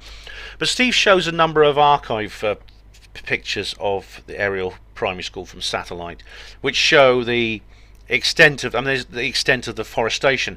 Now, there's no images of the pre-playing field era, so you can't see all the woodland that was there in 1994. But you do see from pictures dating back to 2009 that show that there was clearances of the woodland in stages between the school and the dirt track. And indeed, there's an older image where you see more woodland between what is between the playground and the school and what was then the playing fields, what became the playing fields, and was in this particular video. So that's interesting, but not really crucial. But anyway, we should move on to part 2, because Steve is going to come up with this amazing scoop of his, this fantastic new breakthrough when it comes to this case, because he solved it. He solved it. It's minibuses and it's masks, and he's going to explain to us exactly how that is. So strap yourself in, guys. It's going to be quite a ride. Right then, everyone, I'm back. Yes, I have been away. For those of you who are continuity error fetishists, yes, I have changed my T-shirt. The Boris one is gone. I've got this UFO Truth magazine one on. That's because I want to keep my Boris one clean. I've just been going to have dinner, and I didn't want to wear it having dinner in case I spilt something on it. But I'm back now to talk about part 2 of Ariel School ET Incident or Not, a film by Steve Mumbling. So we'll go first now to the video. Nothing really of interest happens till 50 seconds in, so I'll just skip forward to there. What she can see. Okay. I'll point out this is little Liesel. He's gone back to Liesel, the little girl, drawing the pictures on the blackboard again. I can't remember if this. I think this is during the Cynthia Hind interview rather than the John Mack one. But here we go. Now, first of all, this is Liesl, one of the kids from the school. She's drawing what she can see, what she can remember, rather. Just to remind you, I'm not going to use any visuals in this video, but you can look these up for yourself. Just to remind you, it's Liesl, a young girl, is drawing a picture of an alien with eyes which are actually, for some reason, extend beyond the perimeter of its head. And the alien craft, which looks sort of dome-shaped or saucer-shaped with a landing skid, a structure on top which Steve assumes is an antenna, and various other structures along the side of it.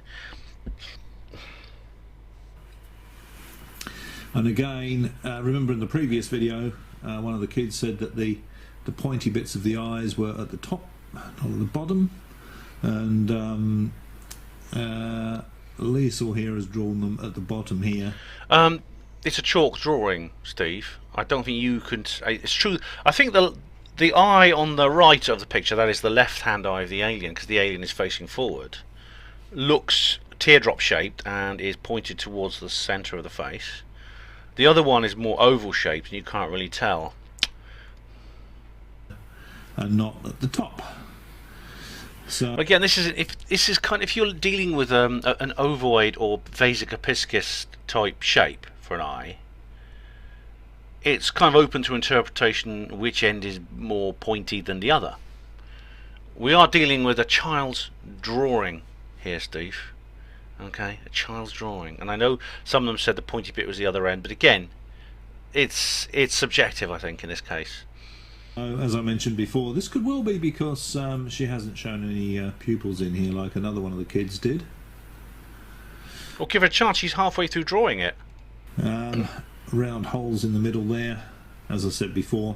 It's probably because the kids that were pranking the posh kids, these kids here, were wearing masks, alien masks. Oh, here we come back to the alien masks now. We have this idea that this is some kind of scam. And some poorer kids were pranking the posh kids.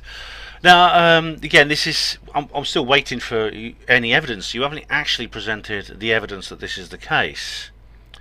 As for pranking the posh kids, inverted snobbery is a vice that is pretty much acceptable, isn't it? Really, anywhere. And I mean, I know from being a kind of working class person myself that it was something that many of my peers just did without thinking. I don't think they ever quite grasped the double standard of the whole thing, and the fact that if a posh person looks down their nose at us, then they're snobs. But let's do it back to them. Doesn't matter. It's like feminists and things like that. So it's tempting to think that these kids. I mean, the Ariel school it is a posh school. It's a fee-paying school. These are rather privileged children, which is why all of them except one has left the damn country. I think everyone in Zimbabwe, apart from the members of the ZANU PF party, would actually want to get the hell out of there if they had the money, if they could afford it. So these kids have pretty much all gone, and indeed Randall Nickerson, as I explained, had to travel the entire world to track them down. So when we see the film, we'll actually see interviews. There's already some published interviews with these adults, as they are now. But again, if you're going to come up with some claim that some prank was played because someone thought they'd have a laugh with these rich kids, let's hear to see what your evidence is for that, Steve. Let's see what the evidence is. I don't want to jump the gun. There's still more than 20 minutes left of this video, so we'll see how it goes. So they need little round holes to be able to look through them and see where they're going. Alright, he's talking the pupils in the eyes, he's saying, were holes in the mask, which you actually look through if you're wearing a mask, which masks have to allow you vision. But again, that's something of an assumption, isn't it, Steve? Isn't it? Yeah, it's we are at some point going to have to see evidence of this alleged minibus and mask. Let's carry on. And the masks may not all be the same. That's why some have got the points at the bottom, some have got the points at the top. Or maybe they're two separate species of extraterrestrial. I mean, I think some people said there was more than one alien there. I mean, I haven't studied all. It's ages since I saw Nickerson's presentation, but I think there was more than one of the Tokoloshi, or the aliens, that was actually present.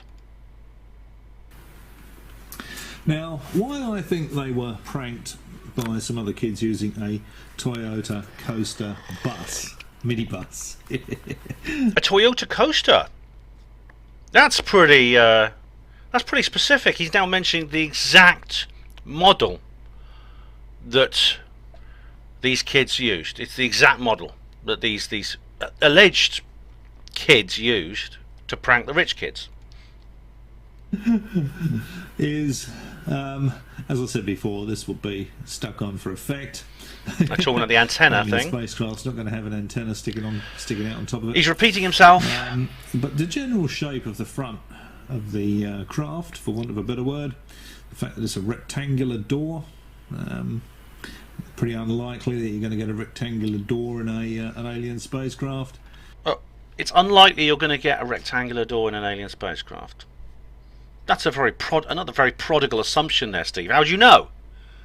How do you know? How many spacecraft have you seen? How many reports have you come across? Why is it unlikely you'd get that particular shaped door? And we've got some round portholes there. But there are round circles that this little girl has drawn on this craft. This little girl, who's probably about 9 or 10 years old, has drawn onto the side of this craft. I think she's drawn a little stalk there because she couldn't actually see the bottom part of the vehicle, because remember, Hang on. it's in a bushy area. There are trees, and there's scrub there as well. And she's probably only about 3 feet tall. So And we know that only from the children's drawing, and a couple of old photos of the Ariel school. There could be gaps in scrubs. Scrub is just basically grass and undergrowth, bushes. There could be gaps between that. We don't know. It's impossible to know now because, unfortunately, like I said, the scene has not been preserved. It's been turned into a playing field. She'd be looking across the top of the scrub at this vehicle. So she's not going to be able to see the wheels, and she's just put this in there because she assumes it's a spacecraft that's come in and landed there.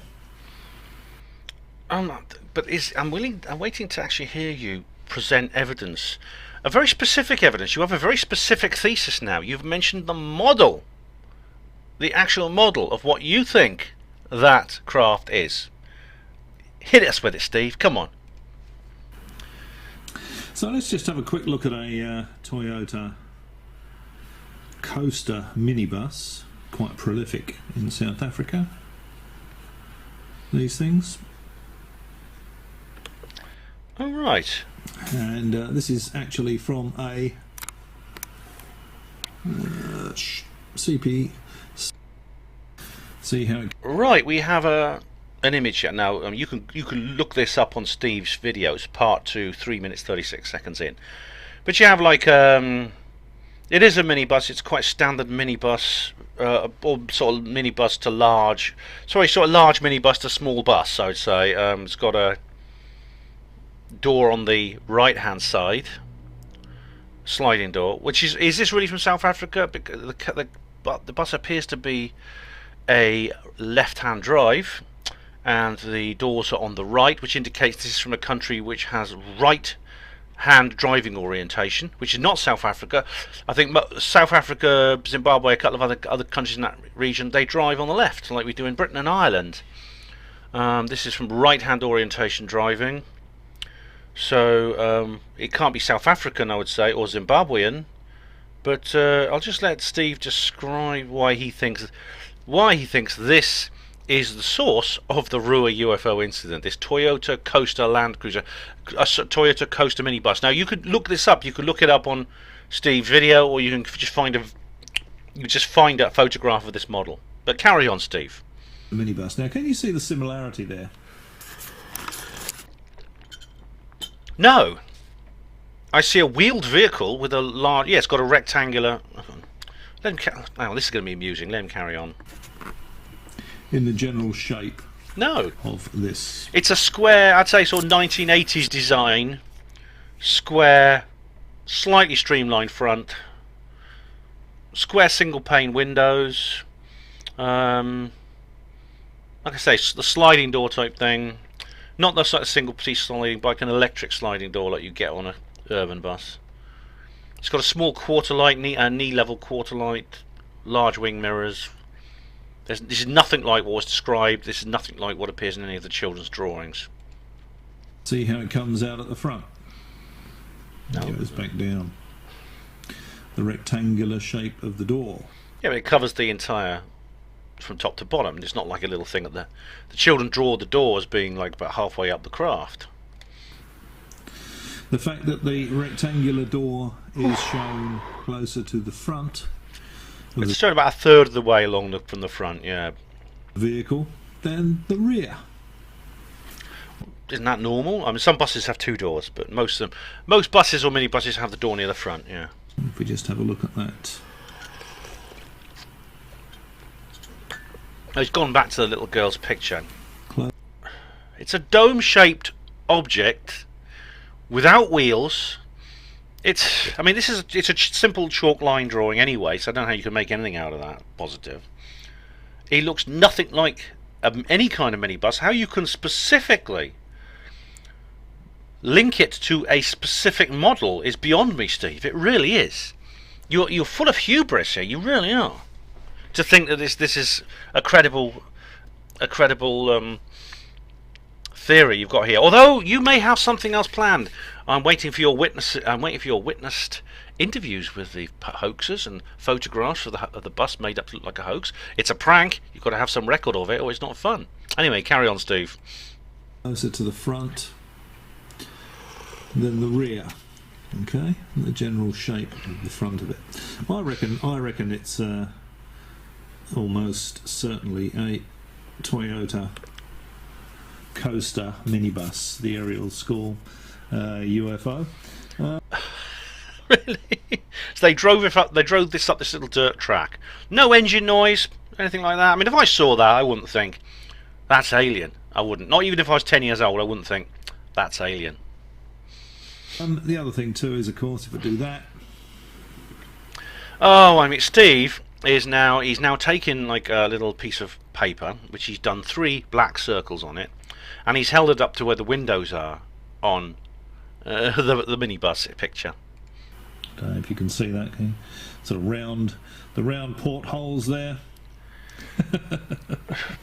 But the windows are square, yeah. So you're saying that the pranksters, what do? Get plywood boards and put little holes in them to make them look like portholes? Is that what they did? Obviously, that's And what the view of a kid of the minibus because of the metre-tall scrub. He's now put another piece of paper under the bottom of the picture with what looks like grass, like wavy lines, which is meant to be grass, indicating that they couldn't see the bottom of the craft and they couldn't see the wheels of the vehicle because of the scrub and the bushes. Even though you know, if you move around, you can sometimes see gaps in them. You know what I mean? This was late summer. It would have been. Hang on, whatever. Hang on, it's not. It's the southern hemisphere, isn't it? No, I don't know what the climate is like in Zimbabwe. I don't know if this was the rainy season where there's lots of growth. I know it's tropical, so there would be no winter as such. There'd be most of these countries have a season where it's very wet and then it gets very dry. I don't know. Anyway, carry on, Steve. Obviously, if you can imagine the portholes still being there, it's getting closer and closer to what she's actually drawn, isn't it? No, it's not. It's nothing like it. Personally, I think the aerial school alien spacecraft is a Toyota Coaster. You minibus, total as I said donut. in the previous video, but I didn't do the thing with the bit of paper showing exactly what I meant about having cardboard, a bit of cardboard over the windows with So the pranksters put cardboard over the windows as well. big black dots drawn on them. Might be something blanking this one out as well. What an elaborate prank this is. I mean, who did it? I'm sure they'd be very proud of it, wouldn't they? I'm sure they'd want to keep a record of it so they could have a laugh afterwards and maybe let the kids know what they'd done afterwards after this UFO story had gone viral. I'm sure they would have wanted to do that, wouldn't they, Steve? So I'm waiting for... Presumably you've interviewed these people. You should have some photographs. They would have definitely taken photographs of this amazing mock-up they did for this minibus. Just to make it appear like an alien spacecraft, they put a little stalk on top as well, just for a bit of added effect there. It would take more than a bit of cardboard, some paint, and some fake antenna to make this look like an alien spaceship. It really would, Steve. You really are scraping the bottom of the barrel this time, mate. You really are. Now, the other thing too is, first of all, I'll just show you something on Google Earth. Oh, what's this? Oh, yeah, there is a... Okay, so there's Ariel School on Google Earth. This is it here. Ariel School is like this collection of low buildings to the right of the playing fields. The alien spacecraft appeared here. It appeared somewhere in that area. Yeah, it 200 foot square. This was all covered in trees. Correct. At the time. I think someone drove a coaster bus in here and pranked the kids. If it was a real alien spacecraft... Go on, did the kids see this thing through 200 feet of trees and scrub? So what you're saying is scrub is so impenetrable they can't see the bottom of the vehicle. Yet they can see the top of it through 200 feet of forests. If you go into a forest... Oh, alright, I don't know how thick this forest was, how dense the tree cover was, but you can see like there, it's the way the kids have drawn it, it appeared between tree trunks. Why? Well, it couldn't really land here anyway because this is full of trees. Remember in the previous video, I've discussed how we don't know that. Just an aeroplane couldn't land there, a helicopter couldn't land there. They fly by aerofoil action, by either fixed wings or rotating wings, which makes it difficult for them to land where there's lots of solid objects around which could interfere with those things. However, a compact object using anti-gravity lift could basically just shovel it, just could push through the branches. I mean, let's remember the triangle thing that landed at Rendlesham Forest in 1980. It landed in the middle of the woods. It was a large triangular pyramidal shaped object, which whether it may be extraterrestrial, some people claim it was secret government technology, but either way it didn't fly by helicopter rotors or by wings. Some kids' drawings there of the alien spacecraft below the tree canopy. Has that been driven in? Yes, Steve. You've done this one. But if you were the captain of an alien spacecraft or the pilot of an alien spacecraft, and this is all covered in trees, and you've got a perfectly empty field here, where are you going to land? You're going to land there, aren't you? How are you going to land? Two problems, right? The other field, he's talking about a third field, which is to the north of the playing fields that used to be woods. Now, we don't know whether that used to be woods. There's no existing satellite or aerial photographs of that area.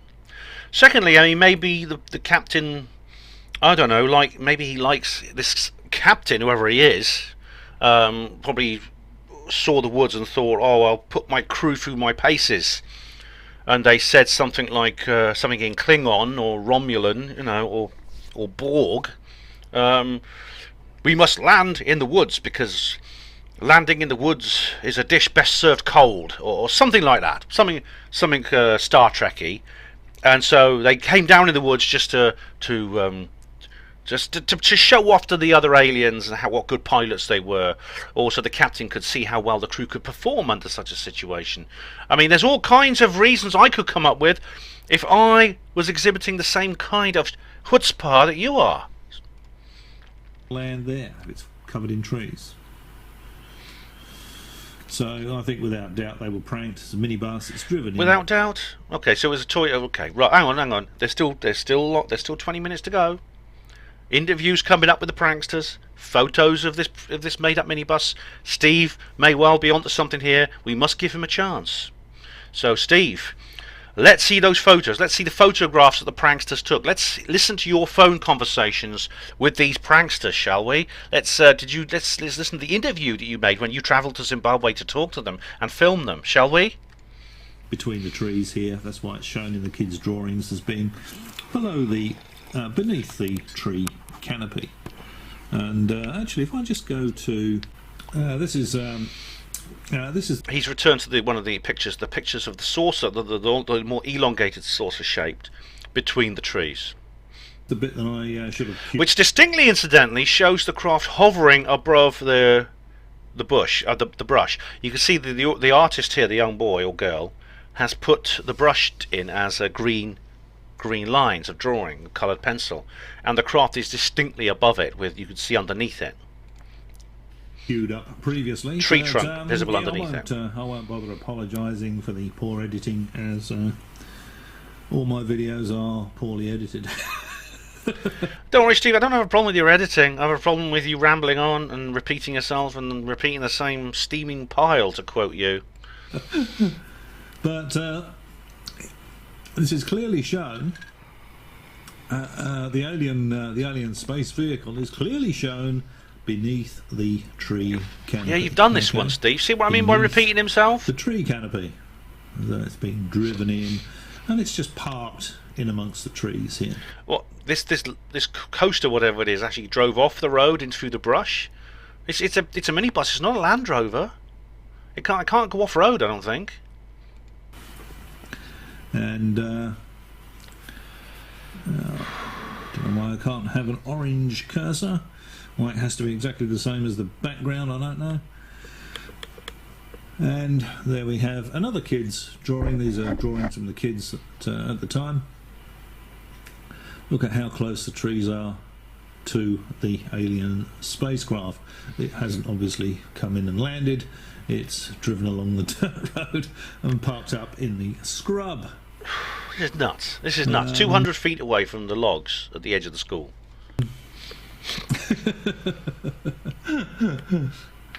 Dead giveaway, isn't it? No, it's not. Tree canopy over the top of the UFO. Okay, now let's just go and listen to... Now, this is a video that was done by Cynthia Hind. Right, okay. Who was a UFO, I think she's passed on now. She was a UFO investigator in South Africa. And she went to see the kids, I think it was the day after, or it might have been a couple of days after. It was certainly very close to the incident, unlike John Mack, who turned up 2 months later. Now, just... Well, listen to what this kid here says. Now, he doesn't appear in Mac's video, I don't think, this one. There we go. Okay, stop there. This is Cynthia Hind's video. It's true, she turned up a couple of days later. As soon as she got wind of this, she headed for Zimbabwe with her camera. She's with MUFON South Africa, like I said. Dr. John Mack took 2 months to get there. Well, and Steve is saying this in a sort of voice, which means that's a criticism. It may not have occurred to you, Steve, but it's actually not an easy place to reach. Okay, it's not easy. Dr. John Mack lives in Boston, USA. He has to get all the way to Zimbabwe in southern Africa. That means probably a couple of flights, land transport. Indeed, Randall Nickerson, in his talk, describes Dr. John Mack's journey. He went there with Dominic Kalamanopoulos, his assistant, and they both travelled there. And it took a long time. I imagine he'd have trouble getting... How would he get the money together? It took him a while to get there. Now, this video of Cynthia Hind is the one that was the Gilles Fernandez was complaining about. It's the one where she has them all in a room and they're interviewing them as a group, and the adults are speculating about aliens. And maybe that is not the best kind of interview technique. Maybe it's not. Rather than isolating the children and interviewing them separately. So Dr. John Mack does that, and Gilles Fernandez doesn't mention that. Hang on, I already made that point before. This particular video was done more recently. Now, there's a handful of the kids that appear in both videos. Most of them don't. I mean, little Liesel, she appears in both. But the others, Mac did not publish, if he'd recorded indeed, the videos that were of the same children. We don't know if it was the same children. We don't know how their parents felt about them talking to nut jobs. You know what I mean? This is why maybe of the 62 children that even commented and were interviewed and said they'd seen an alien, maybe more did, but the parents said from day one, don't you tell anyone. Keep it quiet. So, anyway, I'm not going to play this because you can look it up yourself. Let's go to where Steve. Where does Steve start waffling about it? Hang on, 10. Where's my notes? 10:50. Okay, so I'll go forward a little bit where Steve starts on about it. Here we go. So okay, well that's a different spin, isn't it? We have a plump alien. Normally. Okay, I should point out another situation. And everyone makes a big deal out of this. Steve did. The Skeptical Inquirer did. Gilles Fernandez did. that when interviewed by Cynthia Hind, the children do not bring up the same subjects that that they brought up. They didn't report it in the same way that Dr. John Mack did. Mack's video is far better quality. You notice that he speaks. He has a camera on a tripod. It's a much better consistency. The actual resolution of the film is a lot better.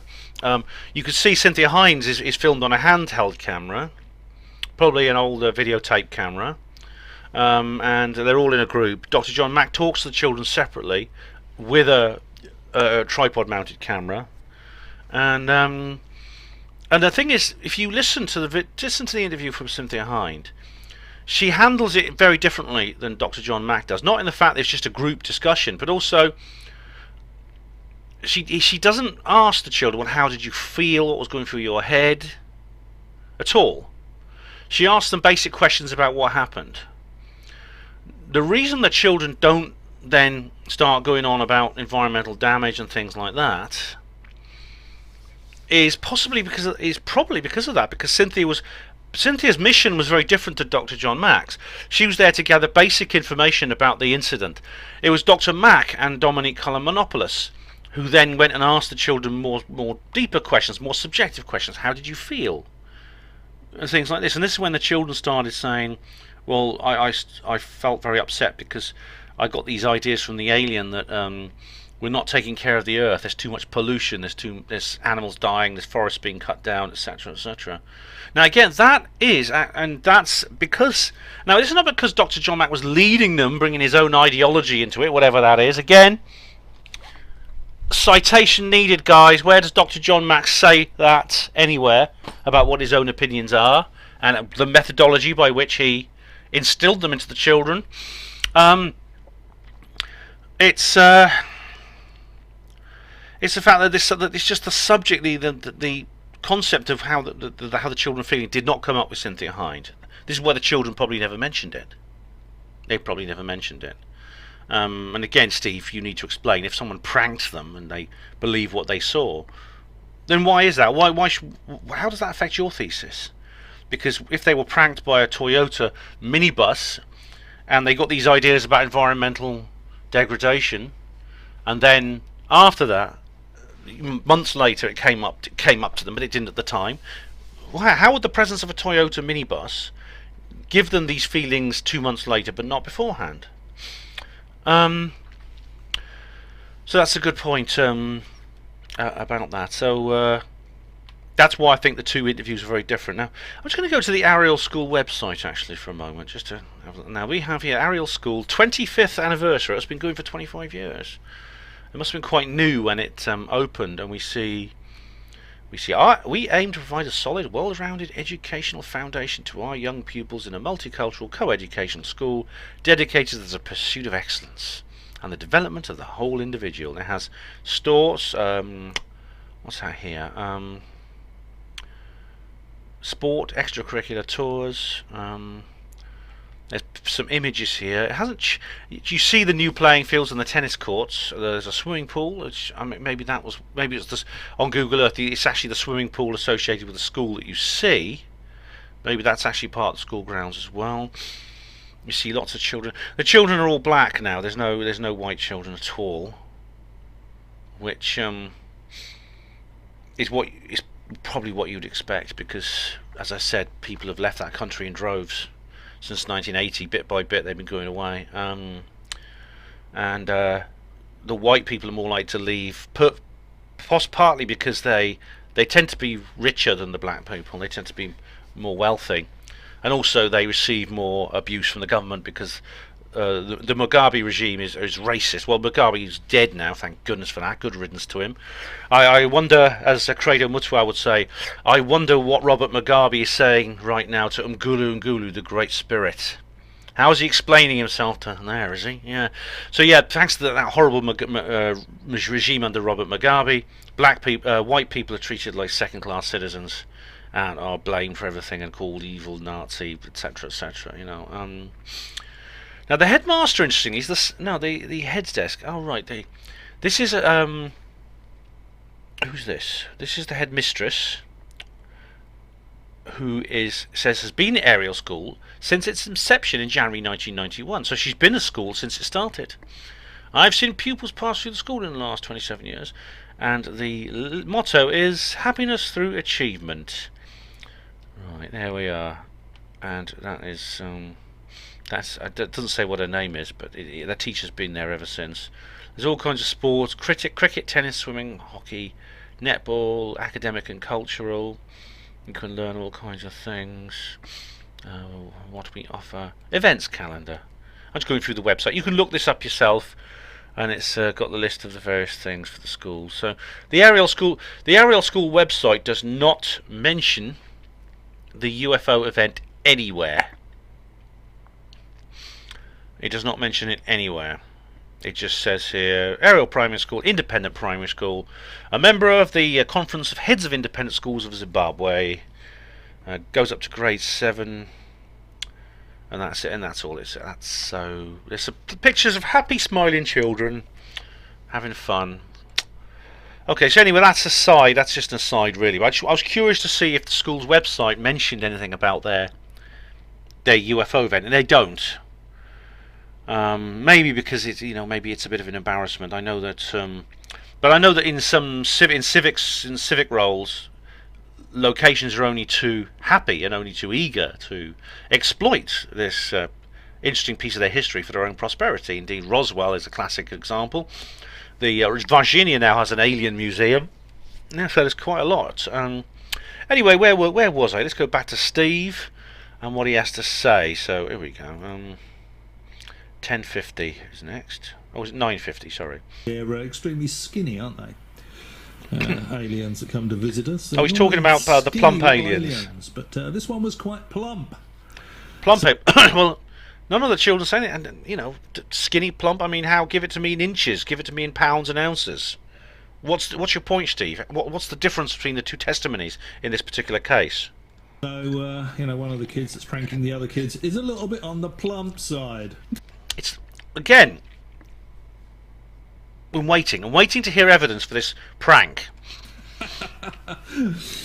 And stop laughing at things that are not funny. Okay. Well, I think let's just find. Okay, let's just have a bit more from the kids. Now, remember, this is I'll leave a link to this below. This is the Cynthia Hind interview that happened very shortly after the event. She had long hair, and Right, the kid's saying that you can't hear it. It's poor quality, like I said. But you see the kid is saying, this is a boy of about 12, I'd say. He's a white boy. He's saying that the alien had long hair. Now he doesn't appear in John Mack's videos. I don't think. I don't recognise him from those videos.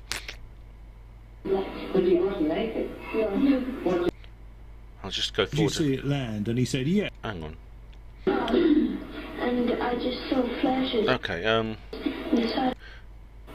I don't want to repeat. I don't want to play the video on this video because you can look this up for yourself. But at the same time, I don't want to miss out anything of interest that Steve says. Yes, after the bell rang, I was walking up to the class, and I just saw flashes in the side of my eye. And he saw flashes in his eye. I don't know if you heard that on the poor soundtrack. He saw flashes of light in his eye. That's interesting. But what does Steve have to say about it? Yeah, okay. So she said... Let me guess. The minibus was flashing its headlights. Did you see it land? And he said yes. And then when he goes on to describe the landing, he said all he saw were flashes in the corner of his eye. So, again with the Toyota Coaster minibus, you could have a camera in there, you could set off a few flashes. Oh, just for effect. You might even have some sound effects as well, because one of the kids in the John Mack video described as hearing a noise like someone playing a flute. Flash bulbs! Maybe that's what it was. Maybe someone... Oh my god, flash bulbs! So it's not even flashing the headlights. They have cardboard, a bit of wire for the roof, masks, costumes, long hair wigs, and flash bulbs. Dear me, tell you, Steve, I am half looking forward to this interview. I really am. I'm not half looking forward to the evidence you're going to provide to us that this actually happened and it's not just in your imagination. Proceed. So maybe someone was hiding in the scrub with a flute. Oh, flutes now too. Flutes. I know. The little Liesel, she says she heard a flute. It sounded a bit like a flute. Now, flashes in the eyes. I've heard about this. Now, contact experiences, the presence of extraterrestrial artifacts, can have neurological effects. A lot of people report neurological effects, which could, and both during the incident and afterwards. Robert Taylor, for example, of the guy in Scotland, Dr. Jonathan Reed, etc., etc. They report sometimes it makes them feel ill, sometimes it makes them feel strange, sometimes it gives them strange thoughts, almost a form of telepathy. This boy saw flashing in his eyes, which Steve puts down to flash bulbs that the pranksters had.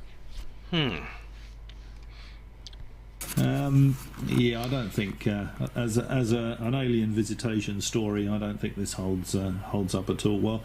Now let's just move it on to Liesel in this video.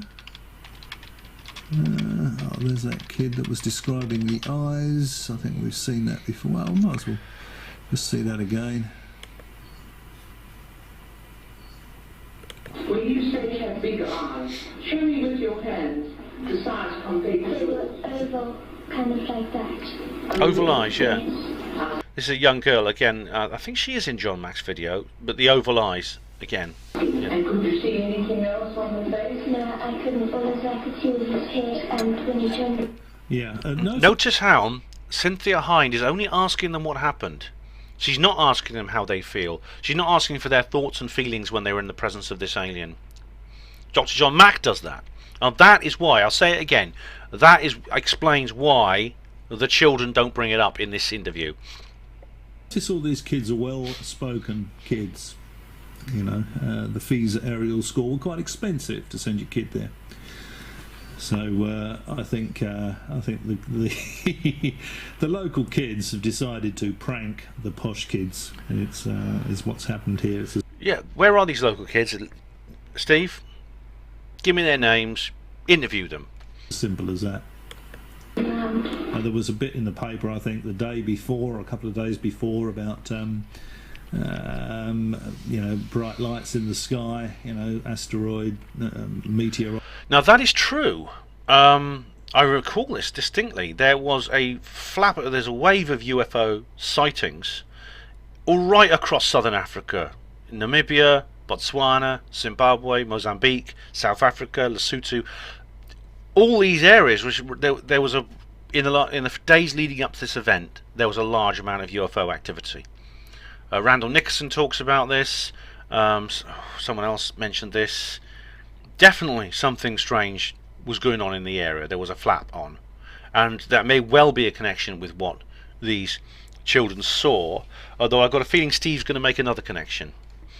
Rights or space junk or something, and I think that prompted them to they saw that in the media and thought, okay, we'll have a bit of fun with the local posh kids. I see. So hang on. The presence of space junk asteroids which caused this UFO flap, didn't it, Steve? You know that for certain.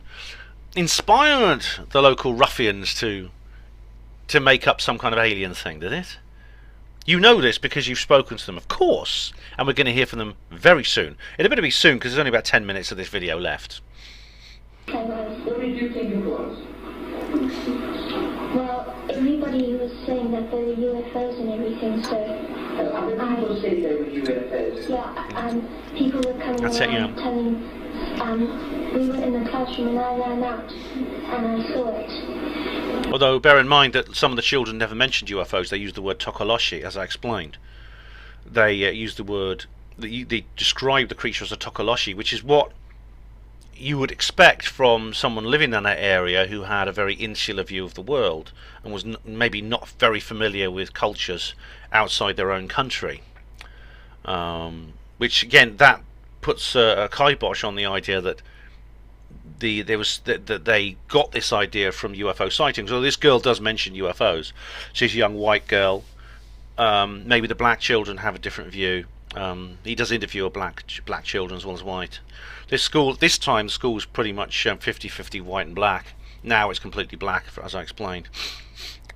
I did think they were UFOs. I did see them. Were you perhaps influenced by what the other children had said? Sort of, but I did definitely see What you saw? what I saw. She's nodding her head. I saw what I saw.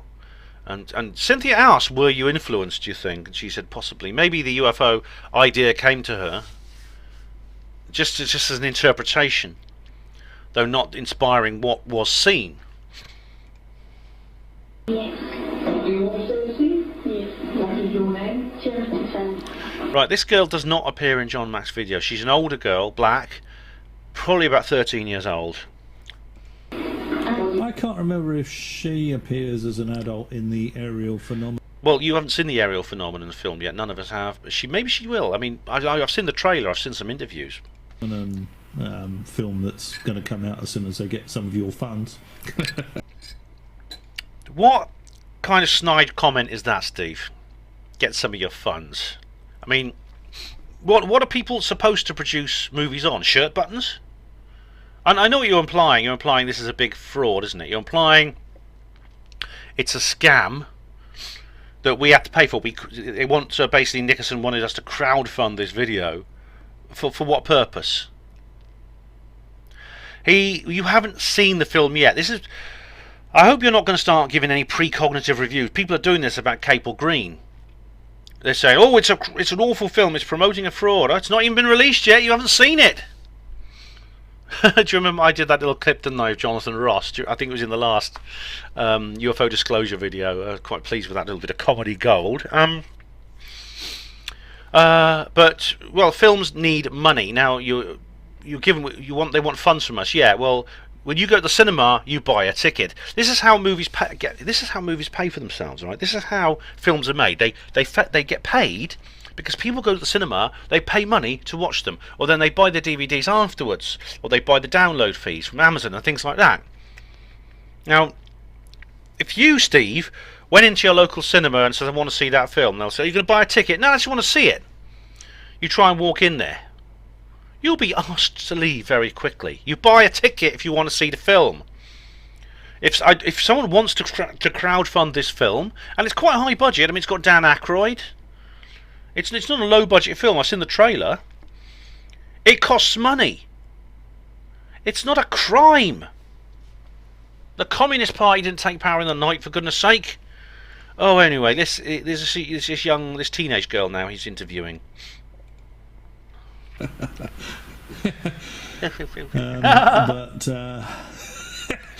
Stop laughing. Okay, anyway, t-shirts, hats, anyone?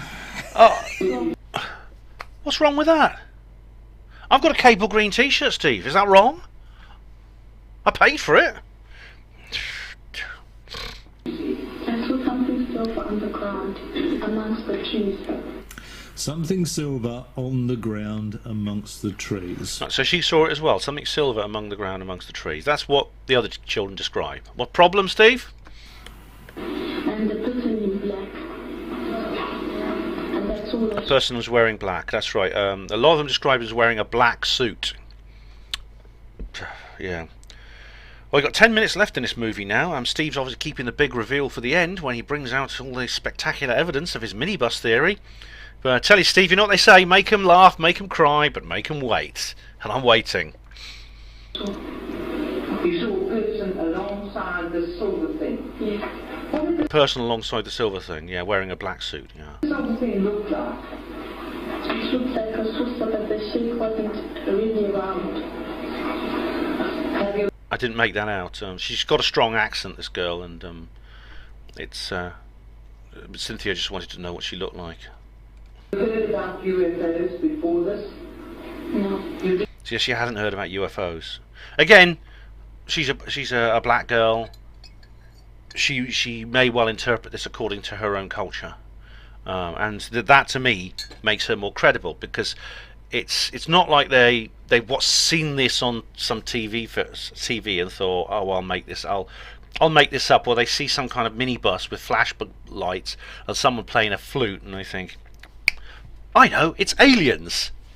You got to realise, I mean, these people aren't stupid, Steve, Cynthia, and John and Mac. Well, they were not stupid. They knew what they were doing. I mean, Cynthia's not a psychologist. She hasn't used correct psychological methods. That's something that Gilles Fernandez is correct to point out. But that's not what it was about. Dr. John Mack did. Didn't know anything about it, so it was something quite new to you. Yes. Were you afraid? Yes. What did you do? Did you run to fetch? Well, she was afraid. See that they, again. That's the first time Cynthia has asked a witness about their internal landscape of this in this particular event, and she just are you afraid? And she says yes. Teachers, or you just stayed with the other children? I stayed with the other children. Okay, thank you, Mark. There we are. Marcy. And this is Emma. Oh, Emma Christensen. Yes. Yes, because your drawing was particularly interesting. Oh, Cynthia got the kids to draw what they saw. She's now interviewing a young girl, White, about 13 again. They have asked me about it. You saw in your drawing, you've got not only the main object there, but you've got several others. Now, did you see these coming down, or did you see them in the sky? I saw them disappear. They went 1 meter up from the ground and then they just disappeared. They went 1 meter up and they disappeared. And this... That's very interesting. I think, again, it's a bad soundtrack. They rose up from the ground and disappeared, I think she said. Again, she's got a strong accent. I can't quite make out every word. Disappeared. Now, would a minibus rise up from the ground and disappear, Steve? Would that realistically happen? You saw this creature? Yes, it was very, very shiny black. Shiny black. Okay, I'm playing this video now simply because I want to. I know I said I'd let you watch it yourself, but I want to. I think Steve seems to be interjecting more often now, so I don't want to miss anything he says. Shiny black. Shiny black. Suit. Kind of suit. Would you say it was like a ordinary suit that was it like what Mr. Mackey's wearing? No. What would you call the type of clothing? I'm not sure, but he was really... Have you ever seen the divers going to the sea? Oh, yes, like that. A diver going into the sea. She nods her head. It's like that. Like that, or was it like an overall? Or a tight-fitting suit? It was tight-fitting. It was tight. Yeah, okay. So a tight-fitting, dark, shiny suit. Yeah. So it's it's a wetsuit, isn't it, for going diving? It's a wetsuit for going diving. Is what she's describing there. You know. That's an odd thing to put on. I mean, on a hot sunny day, for a prank. In a landlocked country, if you look at the map, you'll see that Zimbabwe has no coastline. So why would you need a wetsuit for what? For swimming pools, heated swimming pools, dipping in the river, warm water. Would it be easy to get hold of a wetsuit in that part of the world? It wouldn't be cheap, I imagine. So, Steve, presumably you have some evidence of this. Again, I'm waiting. So some alien masks, coaster bus, some bits of cardboard, some cameras for some flashes, bit of sound effects, and there's your alien invasion. And it was shiny. Yes. Could you see his face? Well, I only saw a glimpse of it. And you don't remember any individual features? Well, I only remember that his eyes were quite big. Eyes were big. The eyes were Were big, you yeah. afraid?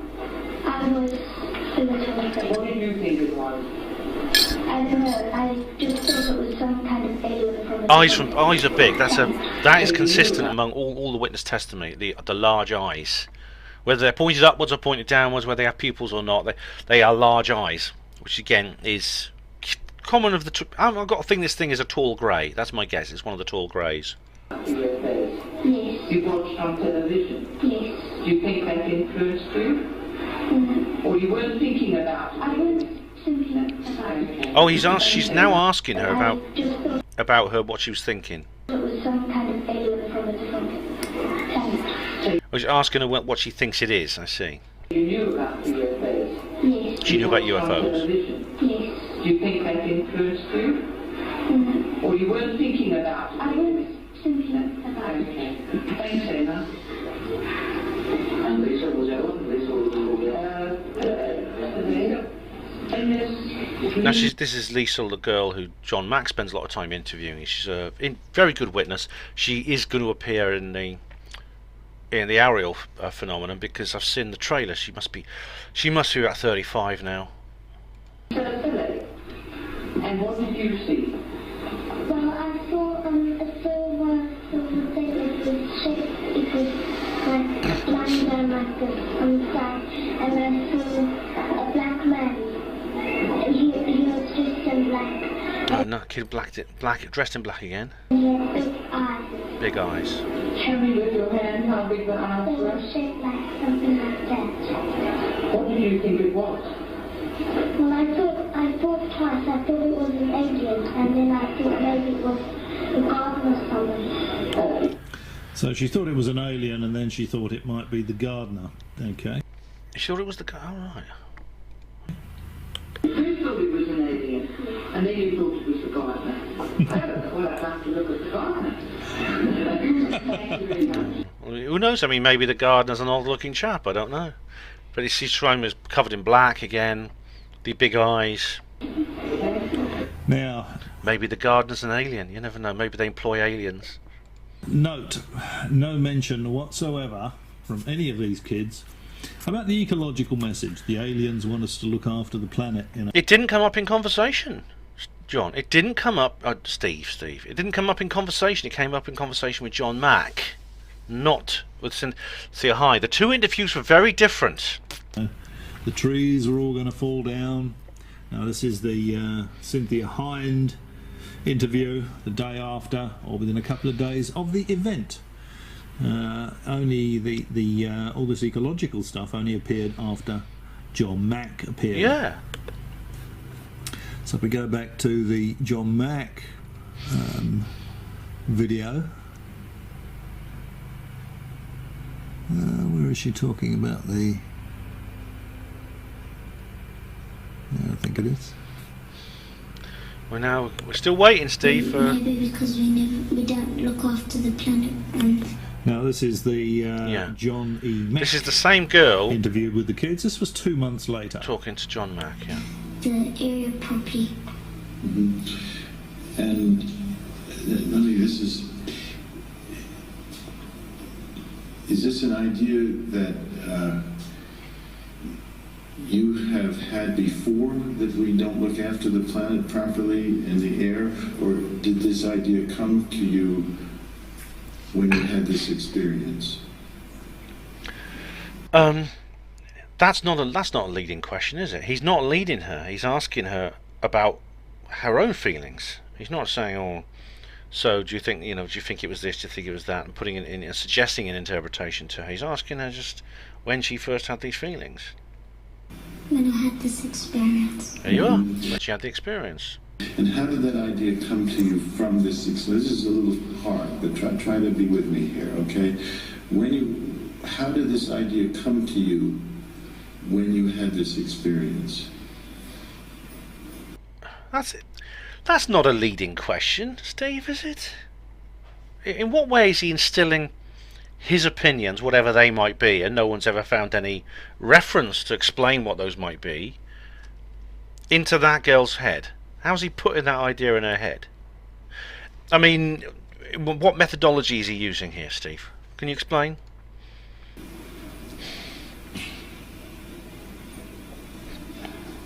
She's so sweet. I felt all horrible inside. You felt horrible. At what point did you feel that? When you saw the craft, or when you got home at night? Or When I got home. You had that horrible feeling when you got home? Yes.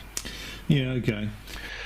What we have here, I should point out, and again, and Steve is an accessory to this, is a group of nasty little skeptics from the Skeptical Inquirer and this little blog, this Bad UFOs blog, are attempting to smear the reputation of a man who is not only dead. I mean, maybe it was written before he was dead, but not only is he dead, before he died, there was an attempt to destroy his career.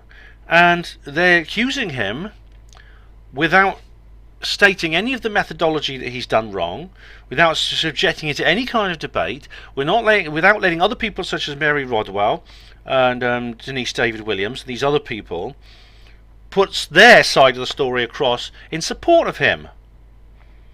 Now, I've not seen anything here that indicates he's putting ideas in their head. They claim this was edited selectively. Where are the outtakes? Have you seen the outtakes, Steve? Because I haven't. So, yeah, it's just, I do really ask that you think twice before you start saying these kinds of things. I really do, because you don't do your credibility any good. I promise you don't. So she had the horrible feeling about this when she got home, and she came up with this ecological message. But you know, the day after, when she saw Cynthia Hind, she made no message. We've already covered that, Steve. Already been through that. Ecological message. We've already been through that. Yeah, I personally, I don't think they had a clue about this ecological stuff before John Mack got there. This was a recurring theme with Prove it. John Mack and the people that he put forward as alien abductees. What? What are you talking about? Look, I happen to know one of the people featured in this book personally. Alright, she's a Facebook friend of mine.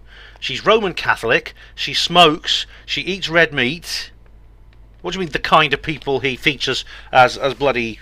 You know, I mean, what the hell are you talking about, Steve? What the hell are you talking about? Have you read this? Have you read Bud Hopkins' book? Have you read Mary Rodwell's book? You honestly, you've not investigated this at all. You've done no homework at all before you made this video. None. The story to tell. No, it's not. In the previous video, absolutely ridiculous. Again, you haven't seen the outtakes, neither have I. What we see here is a man who seems to be... He's asking the questions I would want to ask. He's doing it the way I'd want to ask. He's a psychologist, psychiatrist, whatever you call it. He's a tenured professor. They gave him tenure, which means they trusted him. They gave him a proper contract that makes his job more secure. They don't just do that to anyone. Not at Harvard University, which is like the Oxford of the United States. He was in one of the top academic positions in the entire country, Steve. You do realise that, don't you? And he was kicked. They would attempt to kick him out, thanks to Danny Sheehan, who, as I say, who represented him as employment tribunal. He didn't lose his job, but people wouldn't speak to him. This is how secrets are kept, incidentally, Steve. This is like the Milgram experiment. People respond to this when someone is sent to Coventry like this. The human brain responds exactly the same way as it does to torture. That's how secrets are kept. That's how Epstein's secrets are kept. That's how the UFOs, child abuse, free energy, cancer cures, all of it is kept that way. And I'm going right off tangent here, so I'll just carry on with this video. If aliens are worried about us not looking after the planet correctly, they're not going to go and tell a bunch of school kids. They're not going to go and tell Bubba the lumberjack or Tracy from McDonald's. They're going to talk to world leaders. Well, we've been through that already. You're repeating yourself again. Now, as I've said, the aliens saying that they're concerned about these sort of things is quite common. It's a recurring theme in contact experiences. Many extraterrestrial contactees say that they have conversations with aliens like this. And before you say anything, right, when I'm using conversations in the broad sense, that is, by any means of communication, mental or verbal. But the recurring themes are, and this goes back to Adamski and Betty and Barney Hill, things such as concern for the environment, concern for the well-being, concern for the inhumanity of man against man, concern about war, especially nuclear war. And again, the behaviour of UFOs indicates they do have an interest in our nuclear weapon system. Nuclear weapons. I mean, UFO sightings around nuclear weapons installations is extremely high. There's one thing we can glean from their behaviour. This is one of them. So it fits in with UFO behaviour as observed. You know, they talk to the UN or the President of the United States or Russia or China or all of the above. You know, they're not going to go and talk to school kids. And from the film that's coming out, Aerial Phenomenon, I'm looking forward to this, that. Alleged UFO ET encounter, Liesl appears as an adult, and so does one of the other kids. I'm not sure which one that was. Neither of them are eco warriors. Steve, the film's not been released yet. You're doing a Cable Green precognitive review here. I think we should come back to this subject when we've both seen the film, don't you? Okay, they're not out there spreading the eco message. Well, maybe they are, but they're not. Maybe they're just not getting a publicity that the Soros-funded organisations like Extinction Rebellion do. Maybe they're going independently of those organisations, which is why you don't hear anything about them. Now, just trying to think if I had anything else I wanted to say about this. Yes, you do. Yes. Here we go. There's 3 minutes left in this film. Now we get the interview with the hoaxsters. Now we get the interview with them. We get the pictures of the minibus, which they would have taken, wouldn't they, Steve? Because a prank like this, a very elaborate and, dare I say it, expensive prank like this, is something they would want to boast about. There's no point doing taking the mickey out the posh kids if you don't get the chance to gloat about it afterwards. So, Steve, let's have it. Let's have this evidence that this hoax ever took place. Let's see who did the. Let's begin. Who did the Toyota coaster belong to for the start, and how did they get the cardboard and the other props together? Where did they get the costume from? The wetsuit? Did they have to hire it?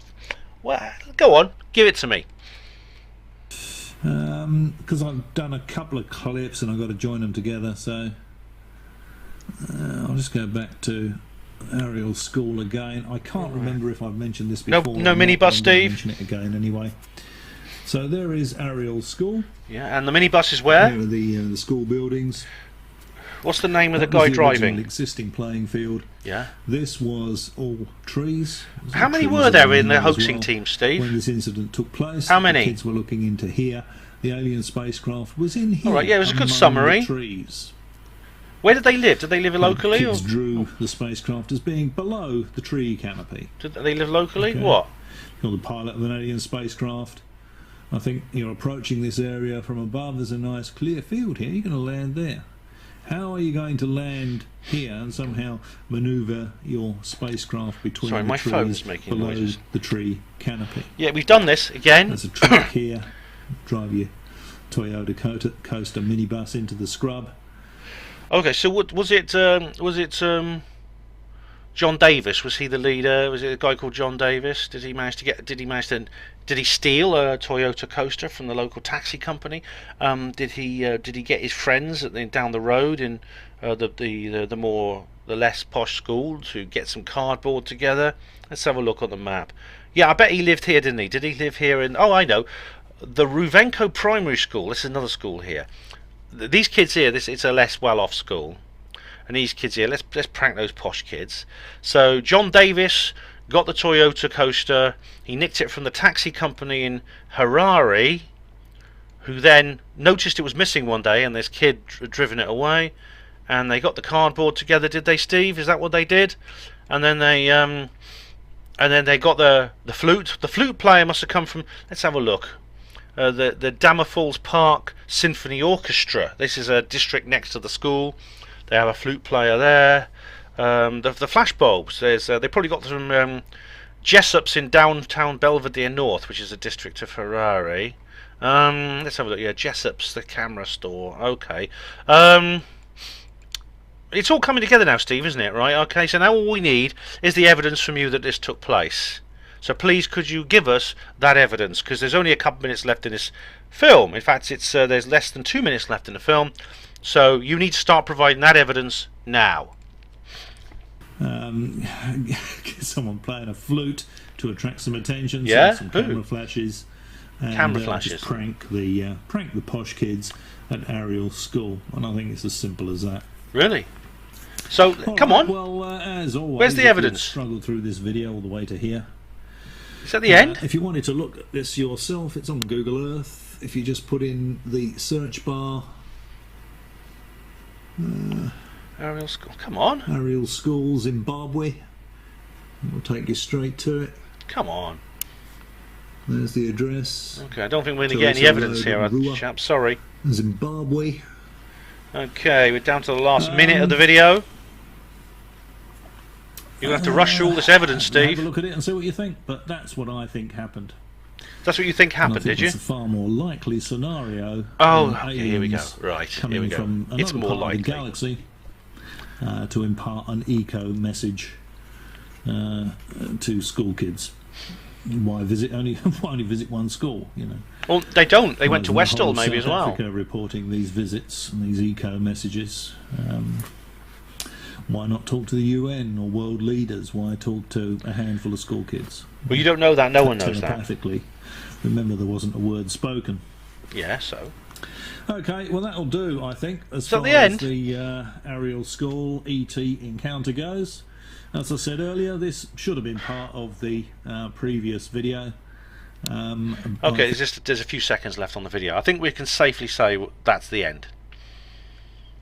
So, after all that, after nearly an hour of watching this video, Steve has provided no evidence at all for his thesis. His theory is that the whole thing was a prank.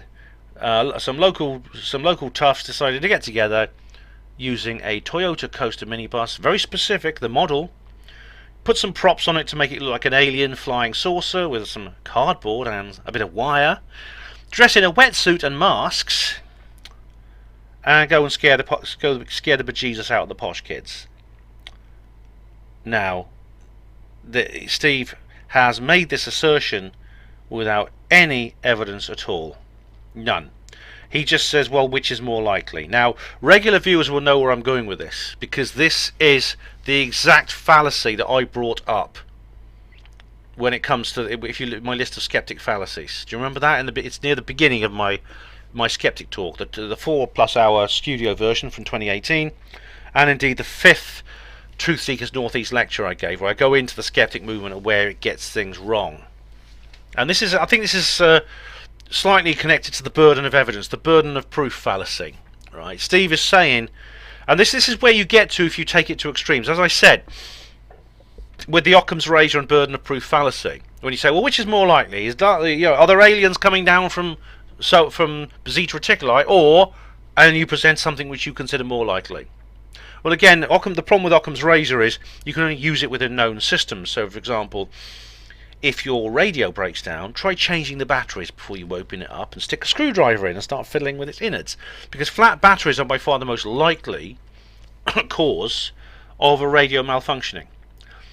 But that's because we know how the radio works. Within unknown systems, you can't start assigning hierarchies of likelihood to them. And you see this, what Steve has just done here, the fallacy he's committed, I've seen before. This is the joyriding ice cream van fallacy. I should call it the joyriding ice cream van fallacy, because someone suggested that this is what caused the Rendlesham Forest incident, because some people got into, apparently some thugs and joyriders nicked an ice cream van and switched the lights on and the music and drove it up and down the Cape of Green while the troops were in the woods, and this is what they saw. They thought it was aliens. But another one is the clown's day off from the circus fallacy. This is a good one. This is how I describe it in my talk in Truth Seekers Northeast. This is much better, actually. You can say, well, I could say, well, I saw the Loch Ness Monster the other day. And someone could say, no, you didn't. What happened was there was a clown with a day off from the circus who decided to play a trick on you by dressing up as a Loch Ness Monster and swimming in the lake. Okay, that's what you really saw. You didn't see a Loch Ness Monster. But then you ask, okay, what clown? Where is he? How do you know about this clown? Did you meet him down the pub or something? So I don't know about any clown. I just think to myself, well, which is more likely? Does a clown have a day off from the circus and he's tricking you with a costume, or is there some kind of large reptilian creature hiding at the bottom of a lake in Scotland? Occam's razor, burden of proof, etc., etc., etc. So you understand this fallacy? This fallacy that Steve has committed here as well is that debunking or discrediting any story to do with aliens or Nessie or ghosts, etc., is simply an exercise of the imagination. You don't even have to come up with any evidence. You just have to suggest something from your imagination. You just think of something, and it wins by default because it's normal. It's down to earth, to quote Steve. Or a rational explanation, to quote Steve Mehrer, the other Steve. The other Steve Mehrer is a really good Steve, rather than this Steve who's what was it, Victor Nevada called him? A numbnut. So, this exercise of the imagination, that's all you need. You just need to conjure up something, and it wins by default. Well, that is totally illogical. It's totally illogical. It means you could just do it for anything. You could just do it. You could just use it as a get out of jail free card for anything. If you're hauled in by the police for drunk driving, you could say, well, no, that didn't happen. The car hit a bump in the road. It was so heavy, it threw me out the window of the car, and I landed in the bushes. At the very same moment, there was a man who tripped over a banana skin, and because he was so heavy, his kinetic energy threw him into the car, and he happened to land coincidentally behind the steering wheel, and he was driving along, and he was the guy you breathalyzed. And just by an amazing other coincidence, he happened to look just like me. And the policeman will say, that makes no sense, sir. Isn't it more likely that you simply were the person we breathalyzed? We're the person we arrested, and you're the person we're charging? We're drunk driving right now? And you could say, well, no, because I've come up with this alternative hypothesis, which you have to accept by default, just because. You see, it's almost like there's a kind of a principle. You say to yourself, well, what's more likely? Is it this weird explanation, this UFO paranormal conspiracy theory explanation, or this skeptic explanation? And if you say, well, you have to select the skeptic explanation first, as opposed to the other one, just have some kind of principle. And what is that principle? How's that principle? I don't understand that principle, because it's to me it's completely and utterly irrational, totally irrational. Because all you have to do then is you have to think of anything that is physically possible, and again it wins by default because it is non-UFO paranormal conspiracy theory through this principle. And once you have that principle, you just have to imagine something. You don't have to know, just have to any evidence that it even happened. And Steve has no evidence that it happened. That is where the skeptics go wrong, because what Steve has just done will be considered good sense by many skeptics. In fact, let's just read through these comments here. There's mine that said, utter crap, please watch Randall Nixon's new film. There's loads of other things like, where's it? In the first video, someone says something very interesting, a comment. There's loads of nonsense comments here. Let's just have a look at the first video. There we go. Someone put a comment under here. Where is it?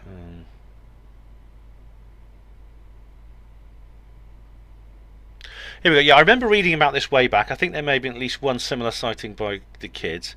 Kids have incredible imaginations, and they're quite capable of fibbing. It only takes one kid saying something to kick it all off, like Chinese whispers. Oh, this is Budsy. Oh, Budsy-O, of course. Who else? Budsy-O. He's always commenting on my videos. The reality is there doesn't need to be anyone in a costume or any vehicle. The burden of proof is always on the one making the claim, and in this case, an amazing claim. And that is, in a sense, Budsy-O is at least being honest enough to say that, but he is still embracing that fallacy. And Steve said underneath, extraordinary claims require extraordinary evidence. Wow, Steve, that's so original. You're really clever saying that, mate. You really are. I've got another one for you, right? Make a note. You got a pen and paper? Write this down. It's good to be open-minded, but not so open-minded that your brain falls out. Just you'll wow people parties at that one, mate, I'll tell you. Of course, in this case, there's no tangible evidence whatsoever. I still believe the kids were pranked. I don't think they made it up for a laugh. All right. So, and Professor Fez here. Oh, God, he's a bloody idiot. Excellent and logical video, Steve. Heads up. Well, look, and here we go. Osric Tentacles. Oh, I had a little clash with Osric Tentacles on the alien interview video. Osric Tentacles, incidentally, are a good instrumental rock band, psychedelic rock band. Not much to see here, Steve. Not much to see here. Like Steve mentions, probably someone messing around in a fancy dress. I find the Westall UFO encounter much more intriguing. Well, actually, Osric, you're wrong about the first part for the reasons I've explained. Again, you'll just say probably someone messing about in fancy dress, which is more likely burden of proof, onus, etc. I find the Westall UFO encounter much more interesting. In fact, you know what I'm going to do? I'm going to add a link to my description box. So I'm going to add a link here, just to say background skeptic videos. I'll just make a little note. I've got to do this. Just add just add this to the description box. So in the description box, you'll see my skeptic videos where I describe all these various fallacies. So basically, Steve here has done a terrible job, an absolutely appalling job of in analysing an event. This is a big shaggy dog story that led nowhere. I'm looking forward very much to seeing aerial phenomena. I think by far the most likely explanation is there was an extraterrestrial contact that day. And I think we'll say more about this. I think we both should hold our judgment now, Steve. Hold it until after we've watched aerial phenomenon, because I'm very much looking forward to that. Anyway, thank you all for watching. Hospital Porters, Pride and Dignity, stop the New World Order.